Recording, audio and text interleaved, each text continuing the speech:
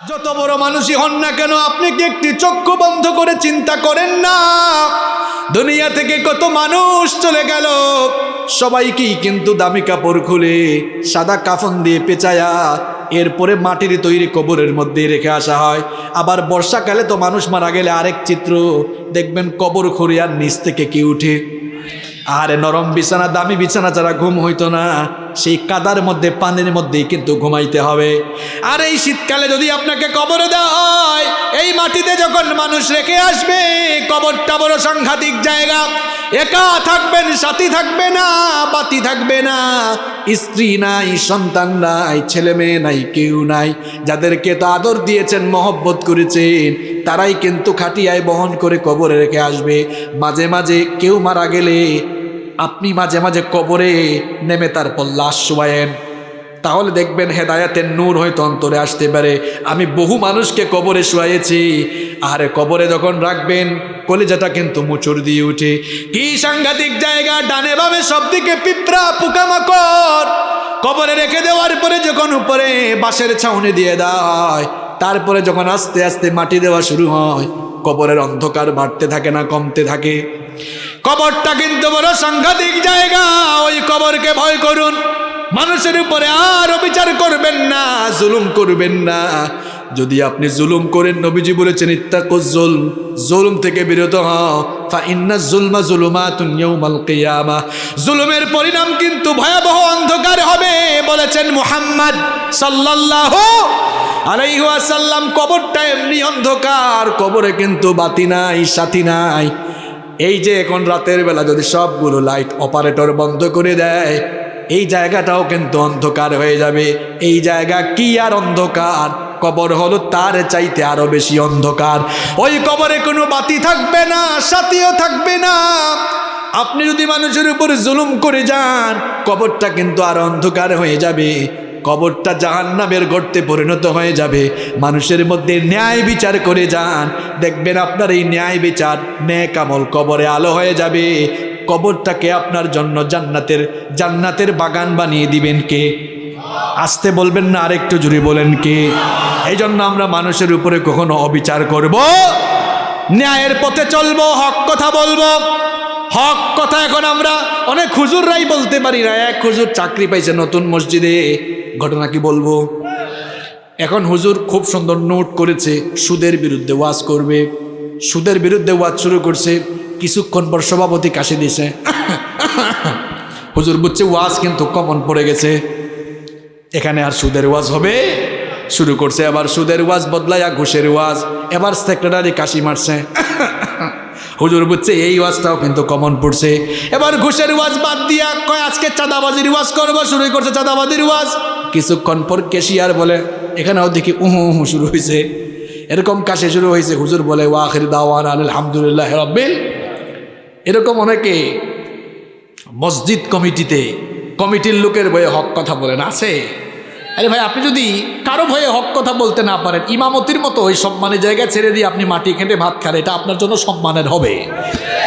আর রাসূলুল্লাহর মিম্বরে বসেছেন, এখানে আপনি কাউকে পরোয়া করে নয়, হক কথা আপনাকে বলতেই হবে। হকের পক্ষে আপনাকে থাকতে হবে, ন্যায়ের পথে চলবেন, ন্যায় কথা বলবেন। এটাই হচ্ছে নবীজির চরিত্র। কষ্ট হচ্ছে আপনাদের?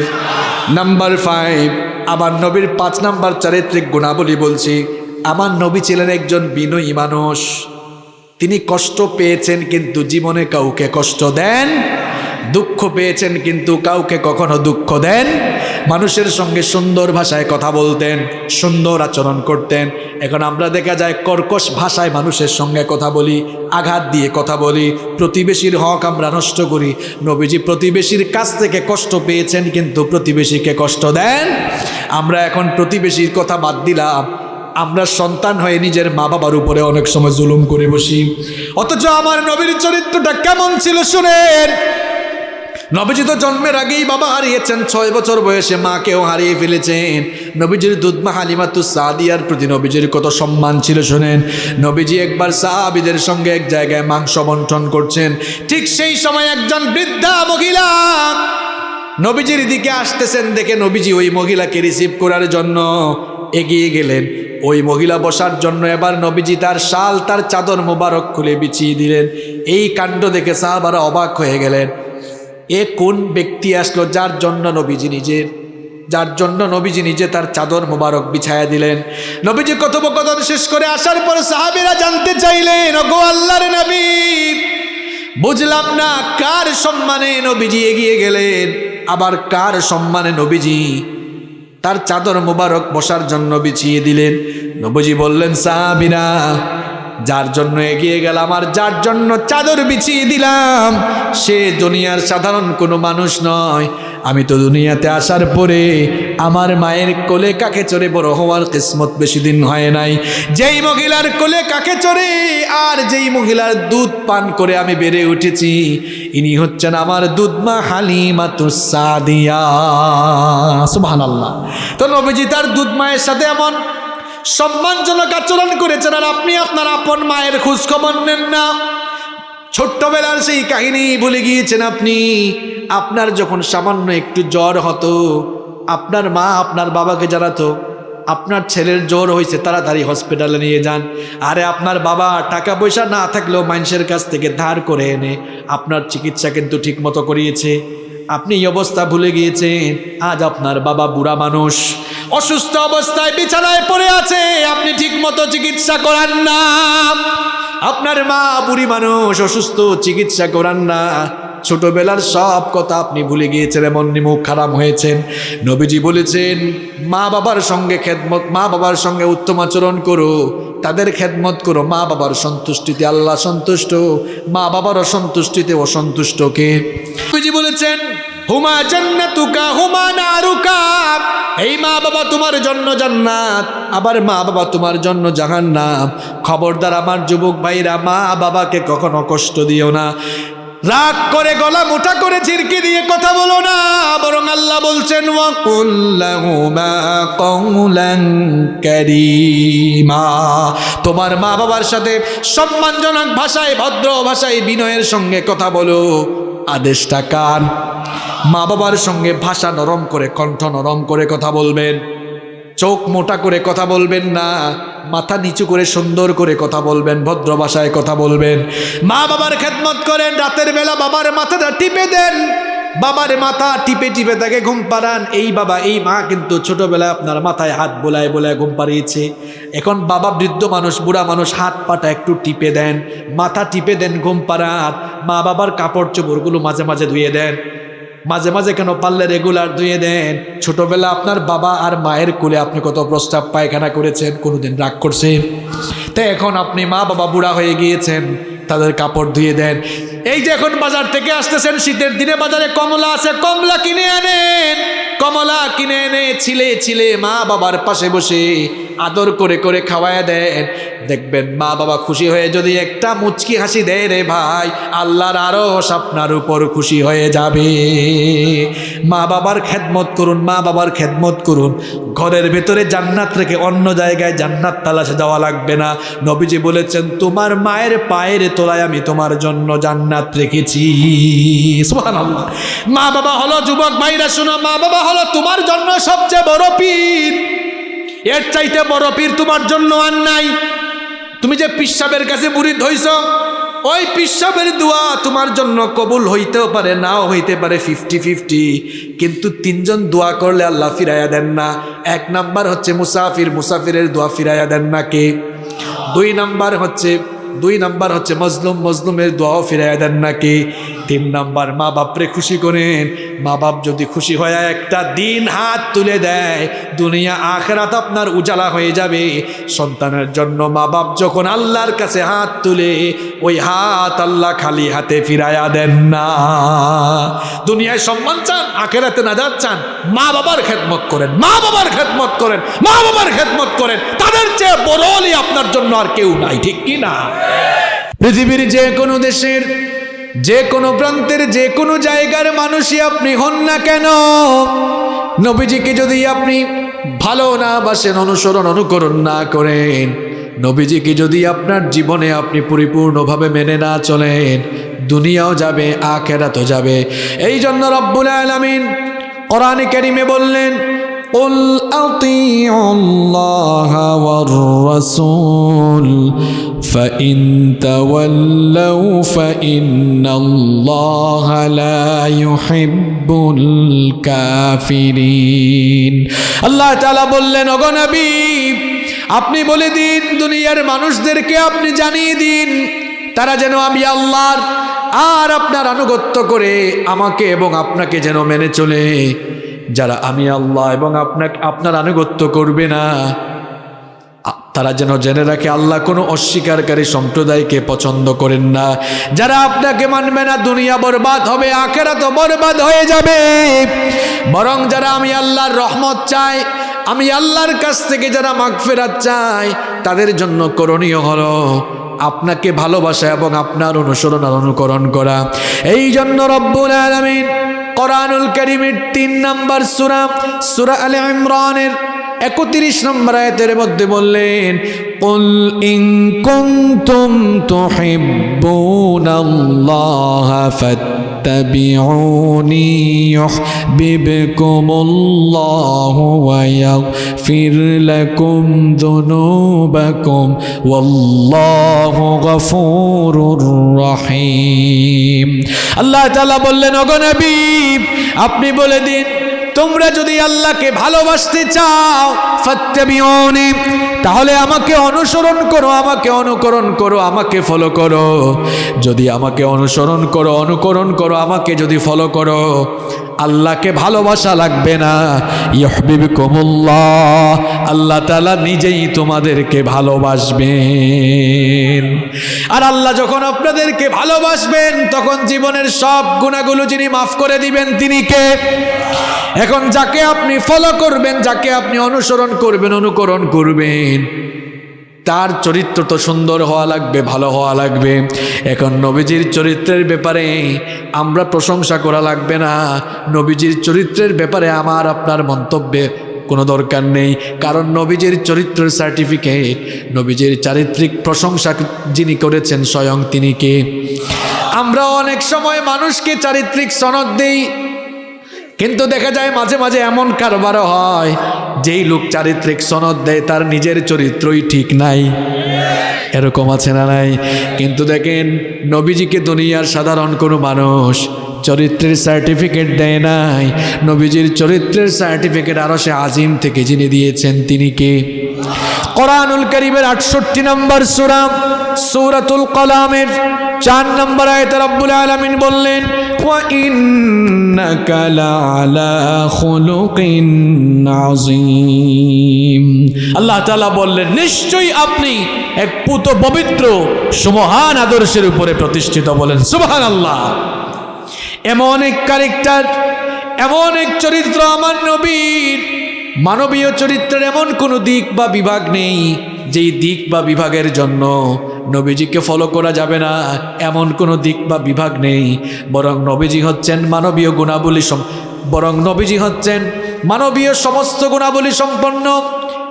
মানুষের জীবন পরিচালনার সকল দিক এবং বিভাগের জন্য তিনি হচ্ছেন অনুসরণীয় এবং অনুকরণীয় আদর্শ।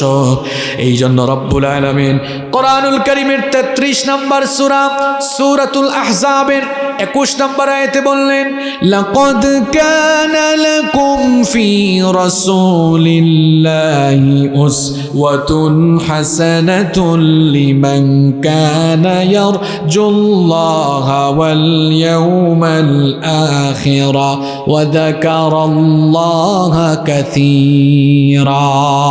আল্লাহ তাআলা বলছেন, তোমাদের মধ্যে যারা আল্লাহ আর আখিরাতকে পাওয়ার আশা রাখে, তাদের জন্য আমার নবীর জীবনের ভেতরেই রয়েছে সর্বোত্তম আদর্শের নমুনা। সুবহানাল্লাহ। তিনি হচ্ছেন মানুষের সকল দিক এবং বিভাগের জন্য একমাত্র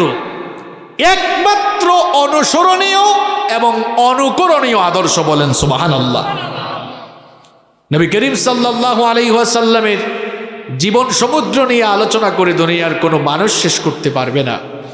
১৫০০ বছর আগ থেকেই নবীজির জীবনী নিয়ে আলোচনা হচ্ছে, চলতেছে, চলবে, শেষ হয়ে গিয়েছে, শেষ হবে না। কারণ নবী করিম সাল্লাল্লাহু আলাইহি ওয়াসাল্লামের জীবনী এত হলো এক মহাসমুদ্র।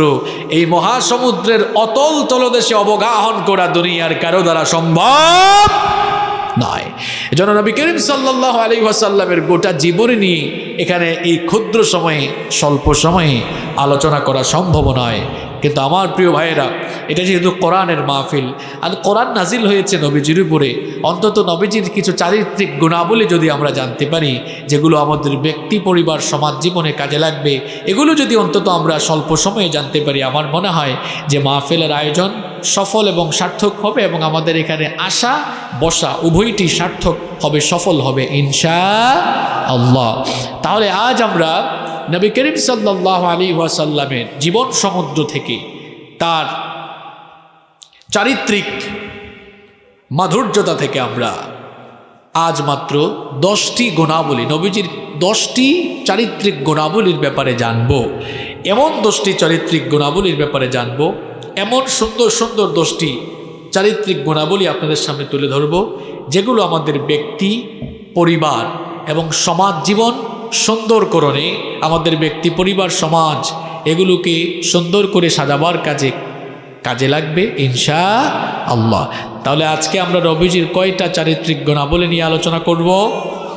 একটু পুরুষ মানুষের মতো আওয়াজ দিয়ে বলেন, কয়টা? করে বলেন 10টা। আলোচনা কিন্তু শুরু হয়ে গিয়েছে, মনে রাখতে হবে আপনাদের, শেষ পর্যন্ত মুখস্থ করতে পারবেন তো পয়েন্টগুলো ইনশাআল্লাহ। ইনশাআল্লাহ শুরু হয়ে গেল। নাম্বার 1, 1 নাম্বার, আমার নবী ছিলেন সর্বশ্রেষ্ঠ লজ্জাশীল নবী। সুবহানাল্লাহ পড়েন। পৃথিবীতে বিশ্ব মানবতার হেদায়েতের জন্য যত নবী রাসূল রব্বুল আলামিন পাঠিয়েছেন, সমস্ত নবী এবং রাসূলকে আল্লাহ তাআলা লজ্জাশীল বানিয়েছেন। আর সবচাইতে বেশি লজ্জাশীল যাকে আল্লাহ বানিয়েছেন তিনি হচ্ছেন আমাদের নবী মুহাম্মদ সাল্লাল্লাহু আলাইহি ওয়াসাল্লাম। আমাদের নবী কত লজ্জাশীল ছিলেন দেখেন। বুখারীর বর্ণনা, মুসলিম শরীফের বর্ণনা, আবু সাঈদ আল খুদরি রাদিয়াল্লাহু আনহু হাদিসটি বর্ণনা করেছেন। তিনি বলেছেন, কানা রাসূলুল্লাহ সাল্লাল্লাহু আলাইহি ওয়াসাল্লাম আশাদ্দ হায়াআম মিনাল আযরা'i ফি খিদরিহা। তিনি বলছেন নবী করিম সাল্লাল্লাহু আলাইহি ওয়াসাল্লাম এমন লজ্জাশীল ছিলেন, ঘরে থাকা কুমারী নারীর চাইতেও নবীজি আরো বেশি লজ্জাশীল ছিলেন। আরো আসতে বলেন সুবহানাল্লাহ। আপনি মনে করতে পারেন হুজুর আজকে লজ্জাশীলতার পয়েন্ট দিয়ে ওয়াজ শুরু করলো কেন শুরু করেছি একটু পরেই আপনি বুঝবেন। তার আগে আপনি ভালো করে শোনেন আমার আপনার নবী কেমন লজ্জাশীল ছিলেন। প্রথম হাদিস শোনালাম, ঘরে থাকা কুমারী নারীর চাইতেও লজ্জাশীল ছিলেন মুহাম্মদ সাল্লাল্লাহু আলাইহি ওয়াসাল্লাম। আবার আমার আপনার নবী ছোটবেলা থেকেই কত লজ্জাশীল ছিলেন শুনেন। নবীজির দুধমা হালিমাতুস সাদিয়া বলছেন, স্বাভাবিক অবস্থায় বাচ্চা শিশুরা ক্ষুধা পেলে কান্না করে, কিন্তু শিশু মুহাম্মদুর রাসূলুল্লাহ সাল্লাল্লাহু আলাইহি ওয়াসাল্লাম আমার কাছে যতদিন ছিলেন, আমার কাছে থেকে যতদিন তিনি দুগ্ধ পান করেছিলেন, ক্ষুধার যন্ত্রণায় তাকে কোনোদিন আমি কান্না করতে দেখি নাই। বরং যখনই তার সতর মুবারক থেকে কাপড় সরে যেত তখন তিনি কান্না করতেন। আবার আমি যখন গিয়ে সতরটা ঢেকে দিতাম সঙ্গে সঙ্গেই তিনি কান্না বন্ধ করে দিতেন। আমার আপনার নবী কত লজ্জাশীল শুনেন। আরেকটি হাদিস শুনেন, জাবের বিন আব্দুল্লাহ রাদিয়াল্লাহু আনহু বলেছেন, নবী করিম সাল্লাল্লাহু আলাইহি ওয়াসাল্লাম নবুয়ত পাওয়ার আগে কাবা ঘর রিকনস্ট্রাকশনের কাজে অংশ নিয়েছিলেন। কাবা ঘর পুনর্নির্মাণের কাজে তিনি পার্টিসিপেট করেছিলেন। সেই সময় নবীজির সঙ্গে নবীজির চাচা আব্বাস রাদিয়াল্লাহু আনহু পাথর ভাঙছিলেন, আর নবীজি পাথর কাঁধে বহন করে এগিয়ে যাচ্ছিলেন। নবীজির চাচা আব্বাস রাদিয়াল্লাহু আনহু বললেন, ভাতিজা, এই যে তুমি পাথর কাঁধের মধ্যে নিয়েছো, এই ধুলাবালিগুলো তোমার শরীরে লেগে শরীরটা ময়লা হয়ে যাবে। আর তুমি যে কাঁধের মধ্যে পাথর নিয়েছো, পাথরের দাগ তোমার কাঁধে পড়ে যেতে পারে। বাবারে, এক কাজ করো, তহবনটা লুঙ্গিটা খুলে কাঁধে রাখো, তারপরে যদি তুমি পাথর বহন করো তাহলে তোমার গায়ে কোনো বালি পড়বে না এবং তোমার কাঁধের মধ্যেও কোনো দাগ পড়বে না। এই কথা শোনা মাত্রই নবীজি বললেন, চাচা গো, কি করে আমি আমার তহবত খুলবো? আমি যদি আমার তহবত খুলে ফেলি তাহলে তো আমার সতর প্রকাশিত হয়ে যাবে, আমার তো লজ্জা লাগবে, শরম লাগবে। আল্লাহর কসম আমি এই কাজ কখনো করতে পারবো না। আব্বাস রাদিয়াল্লাহু আনহু তার ভাতিজা আমাদের নবী মুহাম্মদুর রাসূলুল্লাহ পড়েন সাল্লাল্লাহু আলাইহি ওয়াসাল্লামের প্রতি দয়া পরবেশ হয়ে তিনি যখনই তহবতটা খুলতে যাবেন, নবীজির সঙ্গে সঙ্গে বেহুশ হয়ে গেলেন। যখন তার হুঁশ ফিরে আসলো, হুঁশ ফেরা মাত্রই নবীজি বললেন, আমার তহবত কোথায়, তহবত কোথায়? যখন দেখলেন তার তহবত ঠিকঠাক আছে, তখন তিনি স্থির থাকলেন। এই ছিল আমার আপনার নবীর লজ্জাশীলতা। আপনি বলবেন, হুজুর আজকে ওয়াজ শুরু করলেন লজ্জা শরম দিয়া কেন? এর কারণ হলো আল হায়া শুবাতুম মিনাল ঈমান। লজ্জাশীলতা হচ্ছে ঈমানের অংশ। যার মধ্যে লজ্জা নাই তার মধ্যে ঈমান নাই। আমার আপনার নবী, বিশ্ব নবী মুহাম্মদুর রাসূলুল্লাহ পড়েন সাল্লাল্লাহু আলাইহি ওয়াসাল্লাম, যেই নবী ছোট কাল থেকে লজ্জাশীল ছিলেন, সেই নবীর উম্মতগুলো পুরুষ হোক নারী হোক হায়া শরম ছেড়ে দিয়ে আজ কেমন বেহায়া হয়েছে দেখেন। সেই নবীর উম্মতের পুরুষগুলো আজ কেমন বেহায়া হয়েছে দেখেন। সতর নামাইতে নামাইতে, লুঙ্গি প্যান্ট পায়জামা নামাতে নামাতে টাকনুর নিচে, জুতার নিচে নিয়ে ফেলেছে। অবশ্য এই কাজ কারবার কক্সবাজারে নাই। ভালো করে এই হাদিসটি শুনুন। নবীজি বলেছেন, কিয়ামতের দিন ওই বান্দার দিকে আল্লাহ তাকাবেন না, তার সঙ্গে আল্লাহ কথা বলবেন না, তাকে জাহান্নামের আযাব থেকে মুক্তি দিবেন না, তাকে আল্লাহ পবিত্র করবেন না। চারটা কথা বলেছি, কান খাড়া করে শোনো। যুবক ভাইরা, তোমরা ভালো করে আমার কথাগুলো শোনো।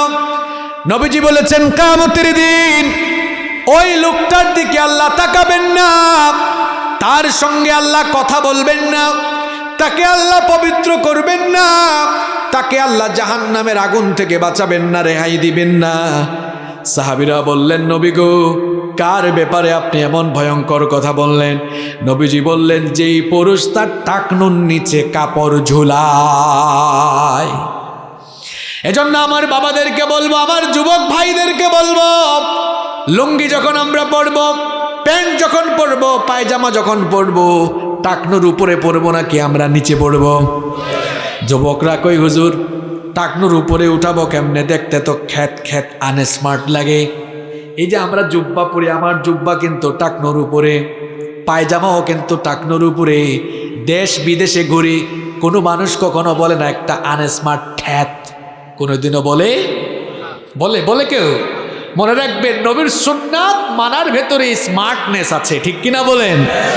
এই জন্য আমার যুবক ভাইগুলোকে বলবো, প্যান্টটা টাকনুর উপর উঠায় পড়ো, লুঙ্গিটা টাকনুর উপরে উঠাও, পায়জামাটা টাকনুর উপরে উঠাও।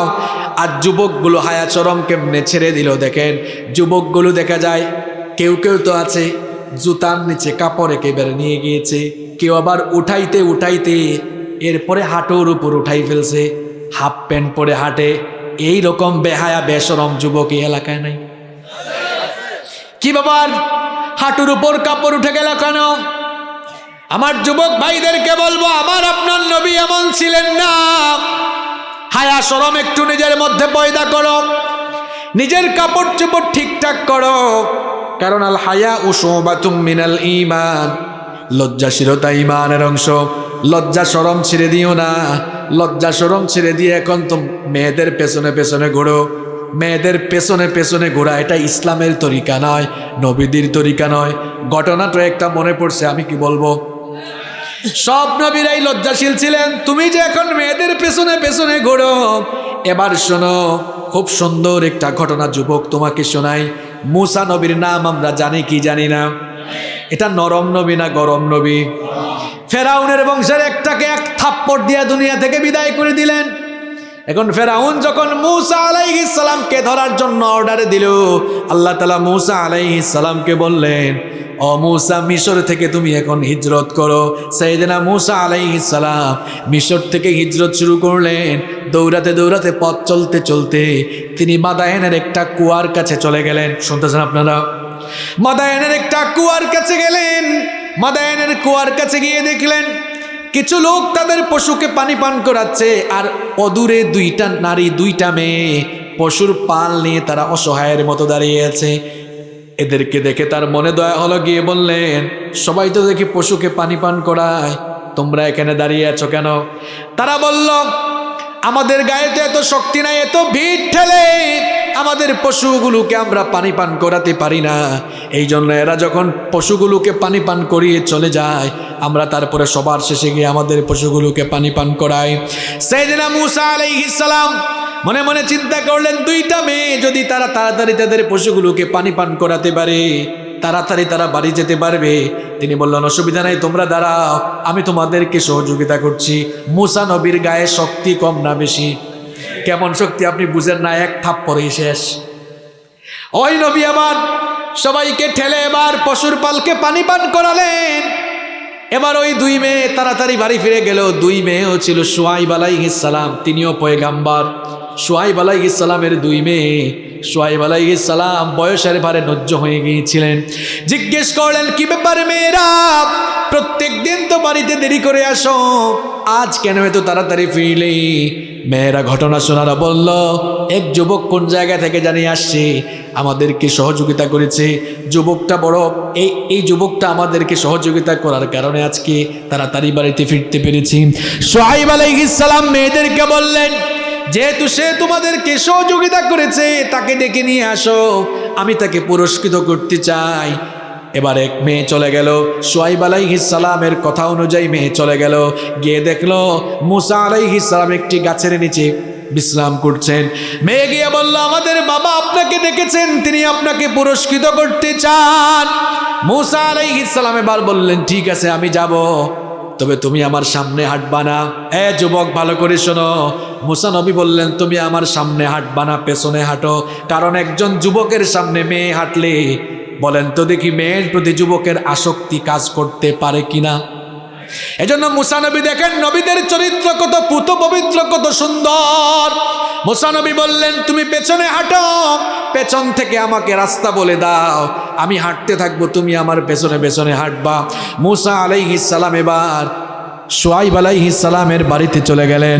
শুআইব আলাইহিস সালাম মেহমানদারি করলেন। এমন সময় মেয়েরা বলল, আব্বু, বাবা, আমাদের ঘরে তো কোনো কর্মচারী নাই, এই লোকটাকে কর্মচারী হিসাবে রাখতে পারেন, কারণ এই লোকটা শক্তিশালী এবং আমানতদার। শুআইব আলাইহিস সালাম তিনিও তো নবী, বুদ্ধিমান এবং বিচক্ষণ নবী। তিনি এবার মেয়েদেরকে বলেন, এই যুবক যে শক্তিশালী এবং আমানতদার, এটা তোমরা জানো কেমনে? তখন মেয়েরা বলল, আমানতদার এটা বুঝেছি এইভাবে, যখন তাকে ডেকে আনতে গিয়েছি তখন আমাদেরকে বলেছে, পেছনে হাঁটো, সামনে যেও না।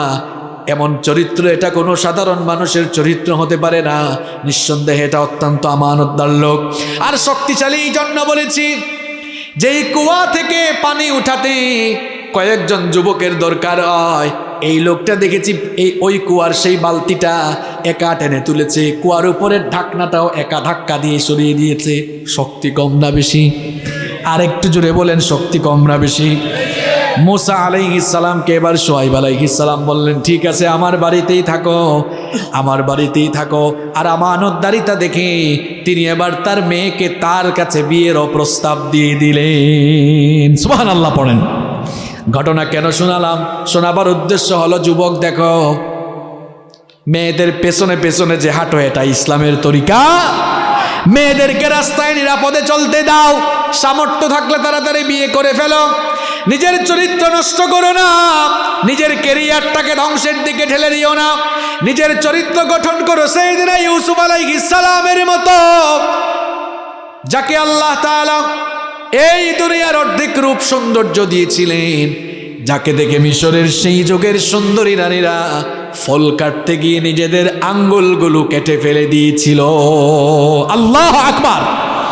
তিনি যে ঘরে থাকতেন, সেই ঘরের মহিলা জুলাইখা ইউসুফ আলাইহিস সালামকে দিনের পর দিন তার চোখের সামনে দেখে তার প্রতি আসক্ত বেড়ে গেল। আসক্তি বেড়ে যাওয়ার পর একদিন তার দাসীর মাধ্যমে নির্জনে একেবারে খাস কামরায় আমন্ত্রণ জানালো। আমন্ত্রণ জানিয়ে সাইয়েদনা ইউসুফ আলাইহিস সালামকে কুপ্রস্তাব দিল। সাইয়েদনা ইউসুফ আলাইহিস সালাম সেই কুপ্রস্তাব রিজেক্ট করলেন। প্রত্যাখ্যান করে তিনি তখন কেবলমাত্র আল্লাহকে ভয় করে আল্লাহর নাম নিয়ে তালাবদ্ধ দরজার দিকে যখন দৌড় দিলেন, আল্লাহ তাআলা তার উপর খুশি হয়ে গিয়ে তালাবদ্ধ সবগুলো দরজা খুলে দিলেন। এজন্য যুবক ভাইয়েরা চরিত্র হওয়া লাগবে এমন, সামনে দিয়ে মেয়েরা হেঁটে যাবে, আমরা আমাদের চক্ষুকে নিম্নগামী করে দিব, তখন কার ভয়ে? আসতে বললে হবে না, জোরে বলতে হবে, কার ভয়ে?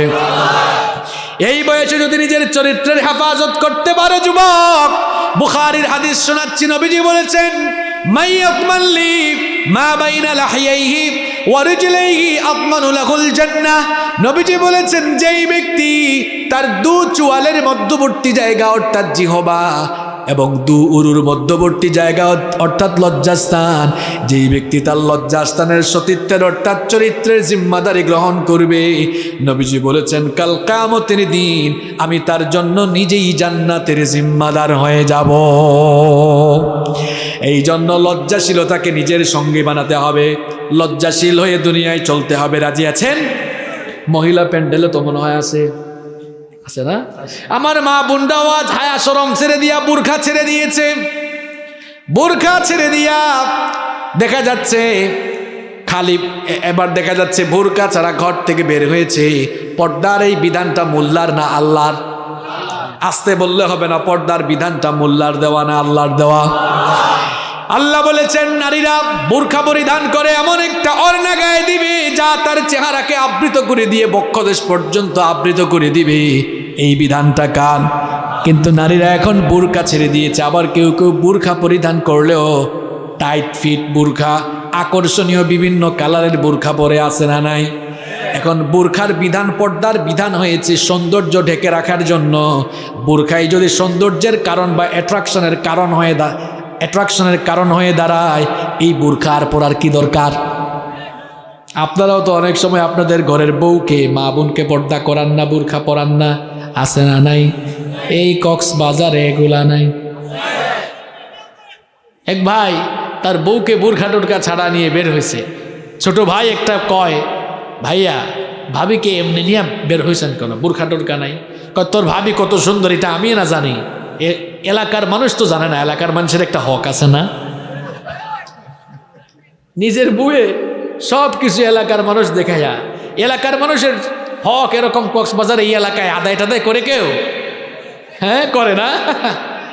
এরপরে অনেকে আবার নিজের বউয়ের ফটো ফেসবুকে আপলোড মারে। এমন কারবারে কি এই ঝিলংজা ইউনিয়নে আছে নাকি? আমরা কোরআন হাদিস দিয়ে এদেরকে বহু ওয়াজ করলাম। এই জন্য আমি বলি যেমন কুকুর তেমন মুগুর দরকার। কোরআন হাদিস দিয়ে ওয়াজ করলাম, পাগলা বুঝলো না। এই পাগলারে কেমনে বুঝাইতে হয় ওষুধ কিন্তু আমার কাছে আছে, বলবো। বলেন তো দেখি, বউ পার্সোনাল না পাবলিক? আচ্ছা বাংলায় বলি, বউ কি ব্যক্তিগত সম্পদ না জনগণের সম্পদ? আচ্ছা ফেসবুকটা কি নিজের ব্যক্তিগত সাইট না পাবলিক সাইট? তো নিজের পার্সোনাল জিনিসটাকে পাবলিক সাইটে আপলোড দেয় তারা, নিজের বউকে জনগণের সম্পদ বানাইছে যারা। বেহায়া, বেশরম, নির্লজ্জ কোথাকার, আত্মসম্মান বোধ আর পার্সোনালিটি বলতে তার মাঝে কিছুই নাই। ফেসবুকে আপলোড দিয়েছে বউয়ের পিক, মানুষে কমেন্ট করে ওয়াও, ভাবিকে হ্যাপি লাগতেছে। এ কমেন্টের রিপ্লাইও আরে গাধা কয় থ্যাংক ইউ। আরেকজন কয় ওয়াও, ভাবিকে জোশ লাগতেছে। এ গাধা, কার জোশ কে খায় রে? এরকম আছে। আপনার বউয়ের সৌন্দর্য অনলি ফর ইউ, এটা আপনার জন্য, যেভাবে ইচ্ছা সেভাবে দেখেন, অসুবিধা আছে?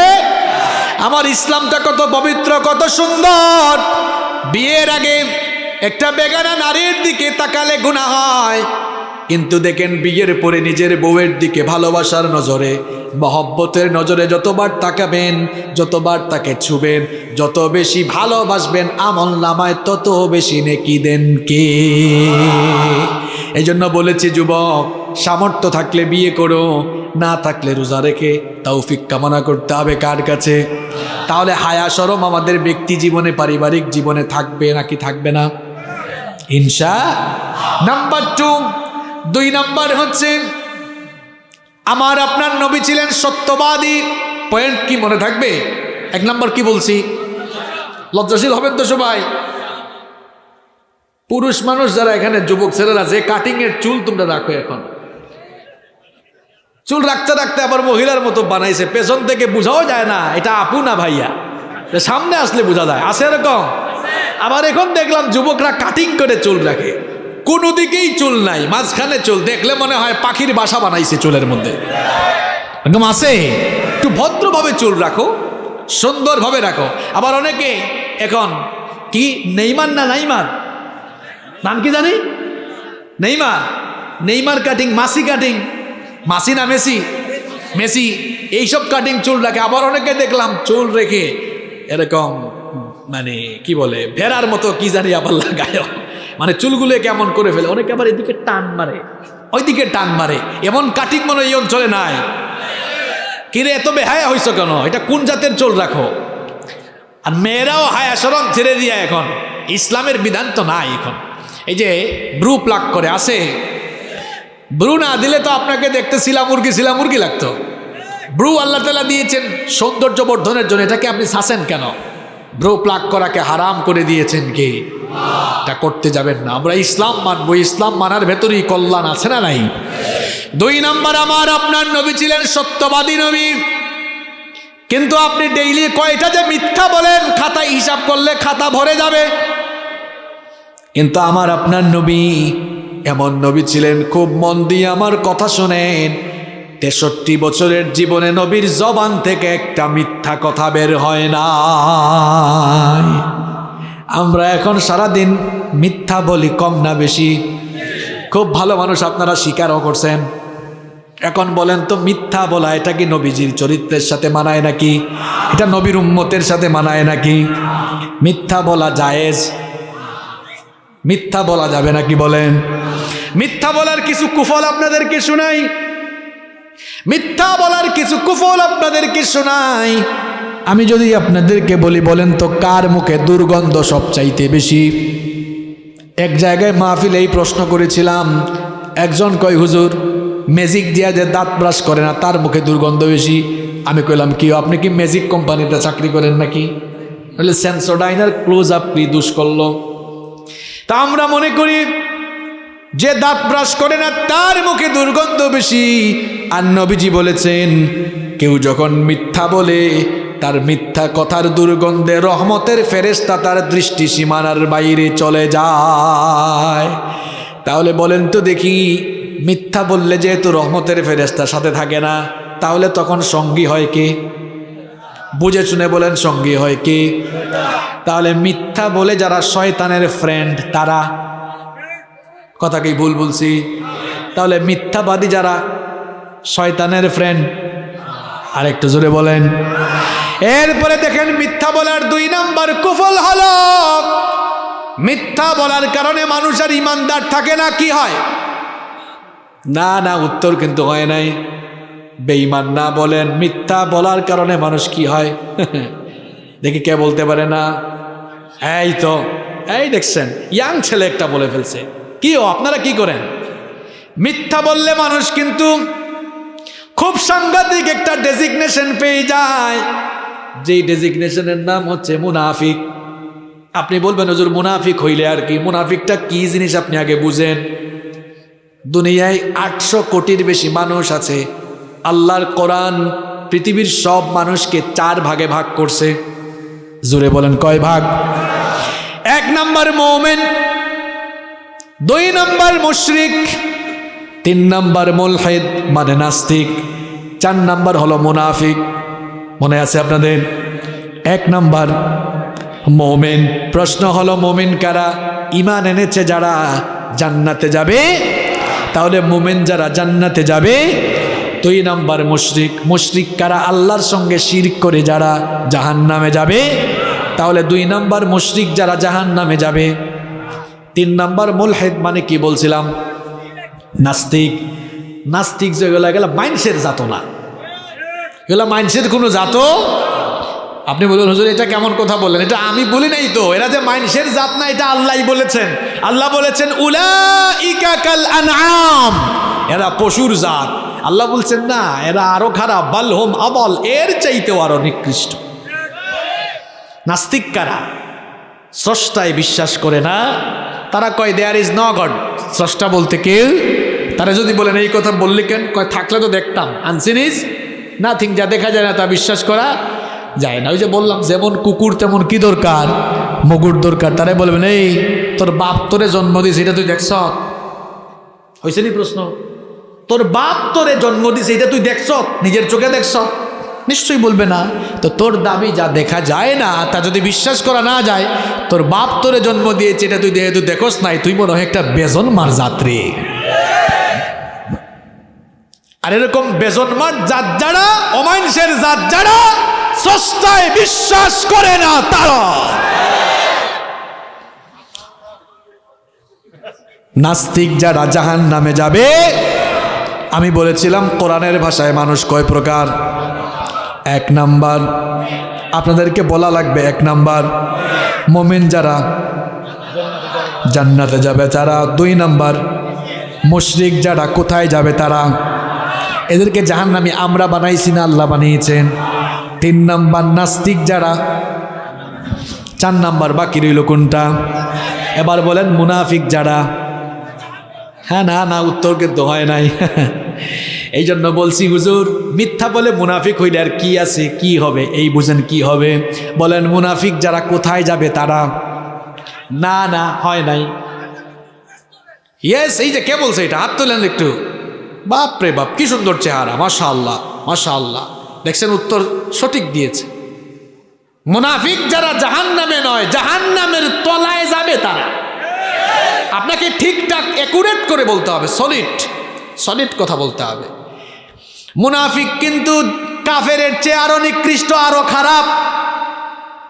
পৃথিবীর কয়েকটা কুখ্যাত কাফেরের নাম আমরা জানি, যেমন নমরুদ, ফেরাউন, আবু জাহাল, আবু লাহাব, উতবা, শাইবা, হামান, শাদ্দাদ, কারুন। কুখ্যাত না বিখ্যাত কাফের? আর একটু জোরে বলেন।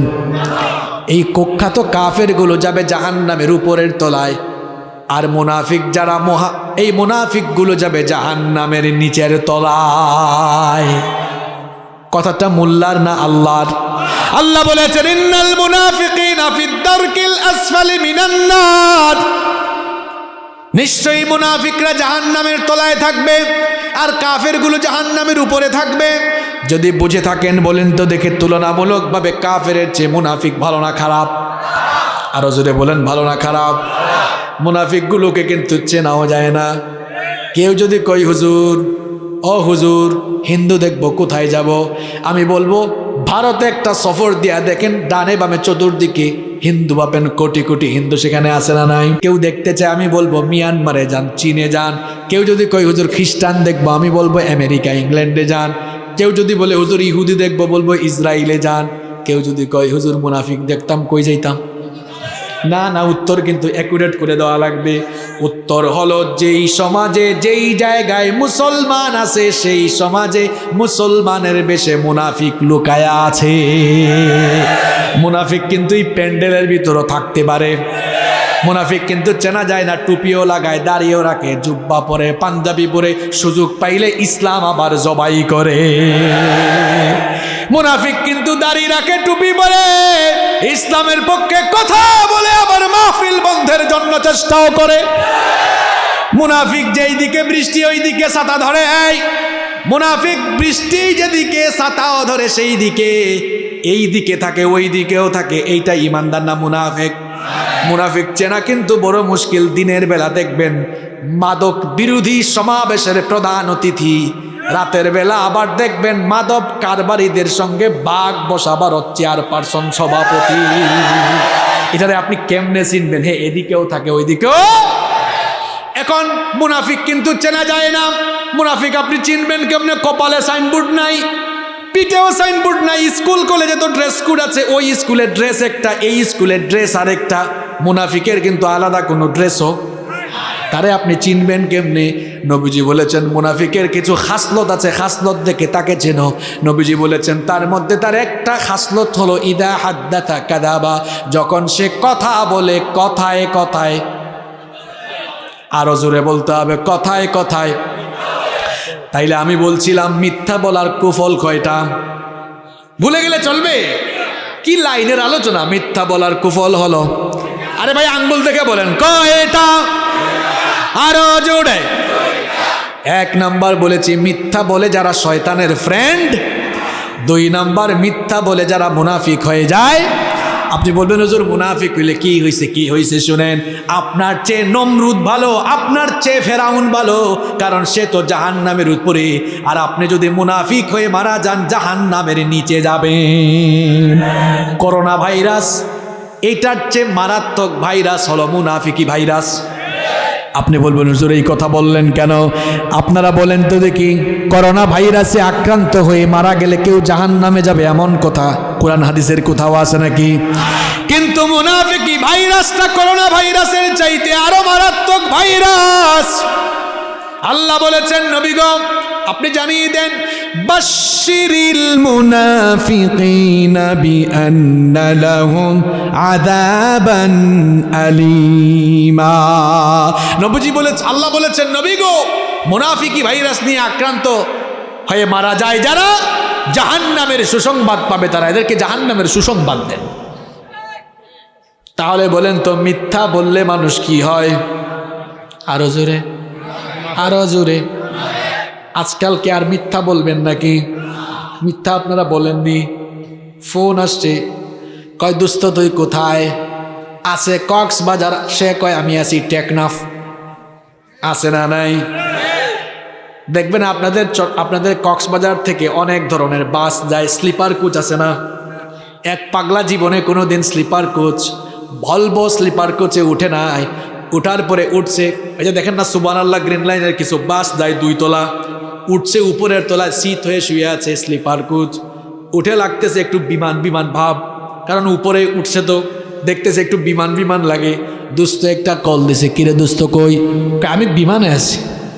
যেই দোস্ত কল দিছে হে কিন্তু বিমান চড়ছে, বিমানের অভিজ্ঞতা আছে। কয় পাগলা বিমানের ভিতরে তো নেট থাকে না রে, তো নেট তুই পাইলি কেমনে? মিথ্যা বললে মুনাফিকও হবেন, অন্যদিকে বেইজ্জত হওয়ারও সম্ভাবনা আছে না নাই? এই যে আপনারা আসতেছেন ঘরের ভিতরে এখন কিন্তু মিথ্যার ছড়াছড়ি আছে না নাই? গল্প কিন্তু আরেকটা মনে পড়ছে, বলবো। এক বাপ ঘরের ভিতর ঢুকছে, ঢুকে দেখে তার ছেলে খাতায় যেন কি লিখে। কয় বাবারে খাতার মধ্যে তুমি কি লিখো? দেখি তোমার হাতের লেখা কেমন। হাতে নিয়ে দেখে খাতায় কিন্তু ছেলের হাতের লেখা খুব একটা ভালো না। কয় তোমার বাপ আমি, আমার হাতের লেখা কত সুন্দর, আমার ছেলে তুমি, তোমার হাতের লেখা সুন্দর না কেন? আমি একটু লিখে দিই, আমার হাতের লেখা দেখে দেখে প্র্যাকটিস করো, হ্যান্ডরাইটিং ঠিক করো। বাপ এবার লিখেছে সত্য মানুষকে মুক্তি দেয়, মিথ্যা মানুষকে ধ্বংস করে লিখে দিয়ে বলছে বাবা যাও খাতা দেখে দেখে প্র্যাকটিস করো, হাতের লেখা সুন্দর করো। ছেলে এবার টেবিলে বসে বসে লিখতেছে, এমন সময় দরজায় কলিং বেল। এবার দরজার ফাঁক দিয়ে দেখে হাই হাই আব্দুল সালাম ভাই আসছে, টাকা পায় 10,000। কয় হাজার? ছেলের কাছে এসে বলে আব্বু, বাবা যাও দরজা খুলে দিয়ে বলো, আস্তে করে বলো আব্বু বাসায় নাই। বাপ যেমন পাকনা, পাপনার ঘরে আরেকটা হয়েছে ছেলেও পাকনা। তো সেও বলে আব্বু এটা কি খাতায় না লিখেছেন সত্য মানুষকে মুক্তি দেয়, মিথ্যা মানুষকে ধ্বংস করে, এখন আমারে দিয়া মিথ্যা বলান কেন? কয় বাবারে খাতার লেখা খাতায় থাকুক, এখন তুই মিথ্যা বলে আগে আমারে নাজাত দে। এই রকম মনে হয় নাই? আপনি আপনার ছেলে মেয়ের সামনে মিথ্যা বললে আপনার ছেলে মেয়ে আপনার কাছ থেকে কিন্তু ওই মিথ্যাটা শিখবে। এজন্য খবরদার ছেলে মেয়ের সামনেও মিথ্যা বলবেন না। আমি নবীজির কথা বলছিলাম, আমার নবীর 2 নাম্বার চারিত্রিক গুণাবলী বলছিলাম। এমন নবীর উম্মত আমরা, যেই নবীর জবান থেকে জীবনে কোনোদিন একটা মিথ্যা কথা বের হয় নাই। মুসলমানরা আর কি বলবে, কাফেররা পর্যন্ত সাক্ষ্য দিয়েছে মুহাম্মদকে আমরা জীবনে কোনোদিন মিথ্যা বলতে শুনি না। বলেন ওই নবীর উম্মত হিসাবে আমরা মিথ্যা বলা যাবে নাকি? মিথ্যা কারা কারা এখন থেকে বলবেন? হাত তুলেন। তো বোঝা যাচ্ছে মনোযোগ আছে। এখন থেকে সত্য কথা বলবো, সত্য পথে চলবো, রাজি আছেন? আল্লাহ তৌফিক দান করুন। কষ্ট হচ্ছে আপনাদের? শেষ করে দিব। এবার শুনেন, নবীজির 3 নম্বর চারিত্রিক গুণাবলীর কথা বলি। আমার নবী ছিলেন সবচাইতে শ্রেষ্ঠ আমানতদার। আমানতের খেয়ানত এখন আমাদের সমাজে কম। আরো আসতে বলেন। আমার নবী কেমন আমানতদার ছিলেন শুনেন, খুব ভালো করে শুনেন। ঘটনা কিন্তু আরেকটা মনে পড়ছে। নবী করিম সাল্লাল্লাহু আলাইহি ওয়াসাল্লাম আল্লাহর দ্বীনের দাওয়াত দিলেন। কাফের মুশরিকরা নবীদের দাওয়াতের বিরোধী হয়ে দাঁড়ালো। নবীদের দাওয়াতকে বাধাগ্রস্ত করার জন্য বিভিন্ন অপকৌশল তারা গ্রহণ করলো। শেষ পর্যন্ত আমার নবীকে তারা প্রাণে মেরে ফেলার জন্য প্রস্তুতি নিল। রব্বুল আলামিন তখন তার নবীকে মক্কা থেকে মদিনায় হিজরতের জন্য আদেশ দিলেন।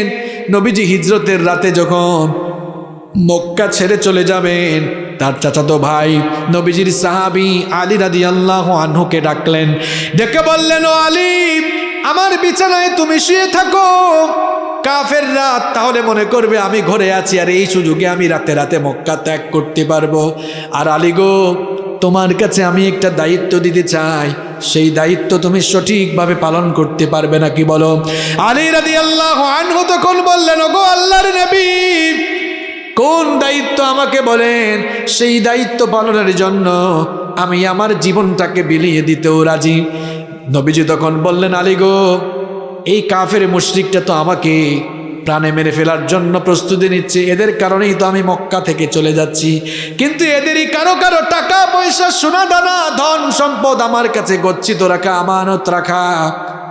আমি তো এই আমানতগুলো ফিরিয়ে না দিয়ে আমি যদি চলে যাই, আমি আল্লাহর কাছে অপরাধী হয়ে যাব।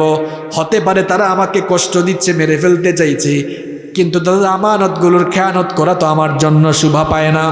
এই নাও লিস্ট দেখে দেখে যাদের আমানত আমার কাছে জমা আছে, ঠিকঠাকভাবে তাদের আমানতগুলোকে তাদের কাছে পৌঁছায় দিবা। এবার ভাইরা বলেন তো দেখি, ওই জায়গায় আপনি থাকলে কি করতেন? আপনার শত্রু আপনাকে কেউ মেরে ফেলতে যাইতেছে, কিংবা এক সময় হয়তো আপনার কাছে আমানত রেখেছিল, এখন আপনার সঙ্গে শত্রুতা হয়েছে। আপনি তো এমন স্বার্থপর মানুষ, আপনি বলবেন যা রাখছিলে আগে, এখন আর কিছুই পাবি। এটা আমার আপনার চরিত্র। আর নবীজিকে যারা মেরে ফেলতে চাইছে, আলী রাদিয়াল্লাহু আনহুকে ডেকে বলছেন, আলী, যার আমানত যার কাছে ঠিক মতো ফিরাইয়া দিবা। সুবহানাল্লাহ। আরে ভাই, আপনি শত্রুকে কি ফিরাইয়া দিবেন? আপনি তো ভাই হয়ে ভাইয়ের সম্পদ পর্যন্ত মেরে খেয়ে ফেলেন, আছে না নাই? ভাই হয়ে নিজের ভাইকে জায়গা সম্পদ থেকে বঞ্চিত করে দেন, এইরকম মানুষ আছে না নাই? আপনি তো এমন কারবারি, আপনি সুযোগ পাইলেই কিন্তু চুরি চামারি বাদ দেন না। আরে ভাই, আমরা তো খাটের নিচে জুতা রাখি, শেষরা চোর আর চামাররা খাটের নিচে তেলও কিন্তু লুকায়া রাখে। আমানতের খেয়ানত এখন চতুর্দিকে চলছে। মনে রাখবেন, আমানতের খেয়ানত 2 জিনিসের আলামত। বুঝে থাকলে বলেন, আমানতের খেয়ানত কই জিনিসের আলামত? 1 নম্বর আমানতের খেয়ানত মুনাফিকের, 2 নম্বর আমানতের খেয়ানত কিয়ামতের। নবীজিকে একদিন জিজ্ঞেস করা হলো, মাতাসা, ওগো আল্লাহর নবী, কিয়ামত কখন হবে? নবীজি বললেন, ইদা দুইয়াতিল আমানাতি ফান্তাজিরিস সাআ, যখন চতুর্দিকে আমানতের খেয়ানত শুরু হয়ে যাবে, তখনই কিয়ামত এসে যাবে। সাহাবারা বললেন, ওয়া কাইফা ইদাআতুহা ইয়া রাসূলুল্লাহ, পড়েন সাল্লাল্লাহু আলাইহি ওয়াসাল্লাম, নবী গো, আমানতের খেয়ানত আবার হয় কেমনে? নবীজি বললেন, ইদা উসনিদাল আমরু ইলা গায়রি আহলিহি ফান্তাজিরিস সাআ, যখন যোগ্যতার জায়গাগুলোতে অযোগ্য মানুষ বসে যাবে, আমানতের খেয়ানত হবে, কিয়ামত নিকটবর্তী হয়ে যাবে। এখন কিন্তু তাই হচ্ছে। মসজিদ কমিটির সভাপতি হওয়ার যোগ্যতা নাই, মসজিদ কমিটির সভাপতি। বক্তা হওয়ার যোগ্যতা নাই, বক্তা হয়ে গেছে। সভাপতি হওয়ার যোগ্যতা নাই, সভাপতি হয়ে গেছে। মুহতামিম হওয়ার যোগ্যতা নাই, মুহতামিম। প্রিন্সিপাল হওয়ার যোগ্যতা নাই, প্রিন্সিপাল। মেম্বার হওয়ার যোগ্যতা নাই, চেয়ারম্যান। আরে ভাই, চেয়ারম্যান হওয়ারও যোগ্যতা নাই, হয়ে গেছে এমপি। এগুলা কিন্তু নবীজির ভাষায় যোগ্যতার চেয়ারে অযোগ্য মানুষ বসা মানে। এর আগের কথাটা বলেন, আমানতের খেয়ানত। এখন তো দেখবেন, যাদের কাছে সারা জীবন যারা এলাকায় এলাকায় যাত্রা পালা করেছে তারাও কিন্তু জনগণের মাথার উপর উঠে বসে আছে। এগুলা কিন্তু ভালো লক্ষণ। যেই জায়গায় যে থাকা দরকার ওই জায়গায় থাকাটা আমানতদারিতা, যেই জায়গায় যে থাকার কথা না ওই জায়গায় থাকা মানে খেয়ানত। আর আমানতের এই খেয়ানত যখন হয়ে যাবে তখন চতুর্দিকে কিন্তু অশান্তি নেমে আসবে। এই জন্য এখান থেকে শিক্ষা নিতে হবে। নবীজি ছিলেন আমানতদার। আমরা কথা বলার সময় আমানতদারিতা রক্ষা করব, কাজ করার সময় আমানতদারিতা রক্ষা করব। কোনো মানুষ আপনার কাছে আমানত রাখছে, আপনি ওইটা খাইতে পারেন? মানুষের আমানত আপনি ঠিকঠাক মতো রাখবেন, কারণ আমানতদারিতা হলো নবীজির অন্যতম চরিত্র। নাম্বার 4, 4 নম্বর হচ্ছে আমার নবী ছিলেন একজন সর্বশ্রেষ্ঠ বিচারক। শুনতেছেন আপনারা? মাঝে মাঝে এলাকায় এলাকায় আমরাও বিচার আচার করি কি করি না? আমি জানি না আপনাদের কক্সবাজার এলাকায় সামাজিক বিচার টিচার হয় কিনা। আমি দেখেছি আমাদের সিলেটে এই সামাজিক বিচার আচারগুলোতেও কিন্তু অনেক মুরব্বীরা টাকা পয়সা ঘুষ খাইয়া রায় কিন্তু উল্টাই ফেলে। আছে না নাই? আরে বাপরে বাপ, আমি একবার বাড়িতে গিয়া শুনলাম আমার এক আত্মীয় বলে 1 প্যাকেট বেনসন সিগারেট খাওয়াইয়া বিচারের রাজ উল্টাই ফেলছে। আমি বললাম হে তো সাংঘাতিক ঘুষখোর, 1 প্যাকেট বেনসন নিয়ে রায় উল্টাই ফেলছে। বলেন গ্রামে গঞ্জে এগুলা আছে না নাই? দেখেন আমার নবী কেমন বিচারক ছিলেন। ঘটনা কিন্তু আরেকটা মনে পড়ে গেছে, বলবো। মাখজুমা গোত্রের এক সম্ভ্রান্ত নারী চুরি করে ধরা পড়ল। এখন বলেন তো নবীজির আদালতে বিচার হবে, নবীজি বিচার করবেন কি দিয়ে? বলেন কি দিয়ে? এখন ইসলামের বিধান হলো ওয়াসসারিকু ওয়াসসারিকাতু ফাকতাউ আইদিয়াহুমা। চোর যদি সে পুরুষ কিংবা নারী যেই হোক না কেন প্রমাণিত হলে হাত কেটে দাও। অনেকে আবার খুব মানবতা দেখায়া কয়, দেখছো ইসলামটা কত বর্বর, চোরকে ধরলেই নাকি হাত কেটে ফেলো। কি বর্বরতা! এখন তোমরা তোমাদের এই ফালতু আইন কানুন দিয়া চুরি তো এখনো পর্যন্ত কমাইতে পারো নাই, ধর্ষণ তো এখনো পর্যন্ত কমাইতে পারো নাই। আমি চ্যালেঞ্জ করে বলছি, একটা চোরের বিচার কোরআন দিয়ে করে দেখেন, যত শেষরা চোর রয়েছে এক বিচার দেখে তারের মতো সোজা হয়ে যাবে। ধর্ষণ হয়েছে 2003 সালে, 22 সালে রায় হয় নাই। কি বানায় বলতেছি? এই গত মাসে ইন্ডিপেন্ডেন্ট টেলিভিশনে দেখলাম কোন এক মডেল, নাম তিন্নি না মিন্নি কি জানি নাম, এই 2003 সালে হত্যাকাণ্ড হয়েছে, 21 সালেও রায় হয়নি, এখন তো 22 শুরু হয়ে গিয়েছে। কোরআনের বিচার দিয়ে আপনি কোরআন দিয়ে ধর্ষণের বিচার করে দেখুন, অপরাধী দেখবেন অপরাধী রেহাই পাবে না। এখন ধর্ষণ করে অনেকে বুক ফুলাইয়া হাঁটে, আছে না নাই? এজন্য আমি বলি, একটা ধর্ষণের বিচার কোরআন দিয়ে করে দেখেন, যত লুচ্চা আর বদমাশ আছে এক বিচার দেখে জনাবের মতো সাইজ হয়ে যাবে।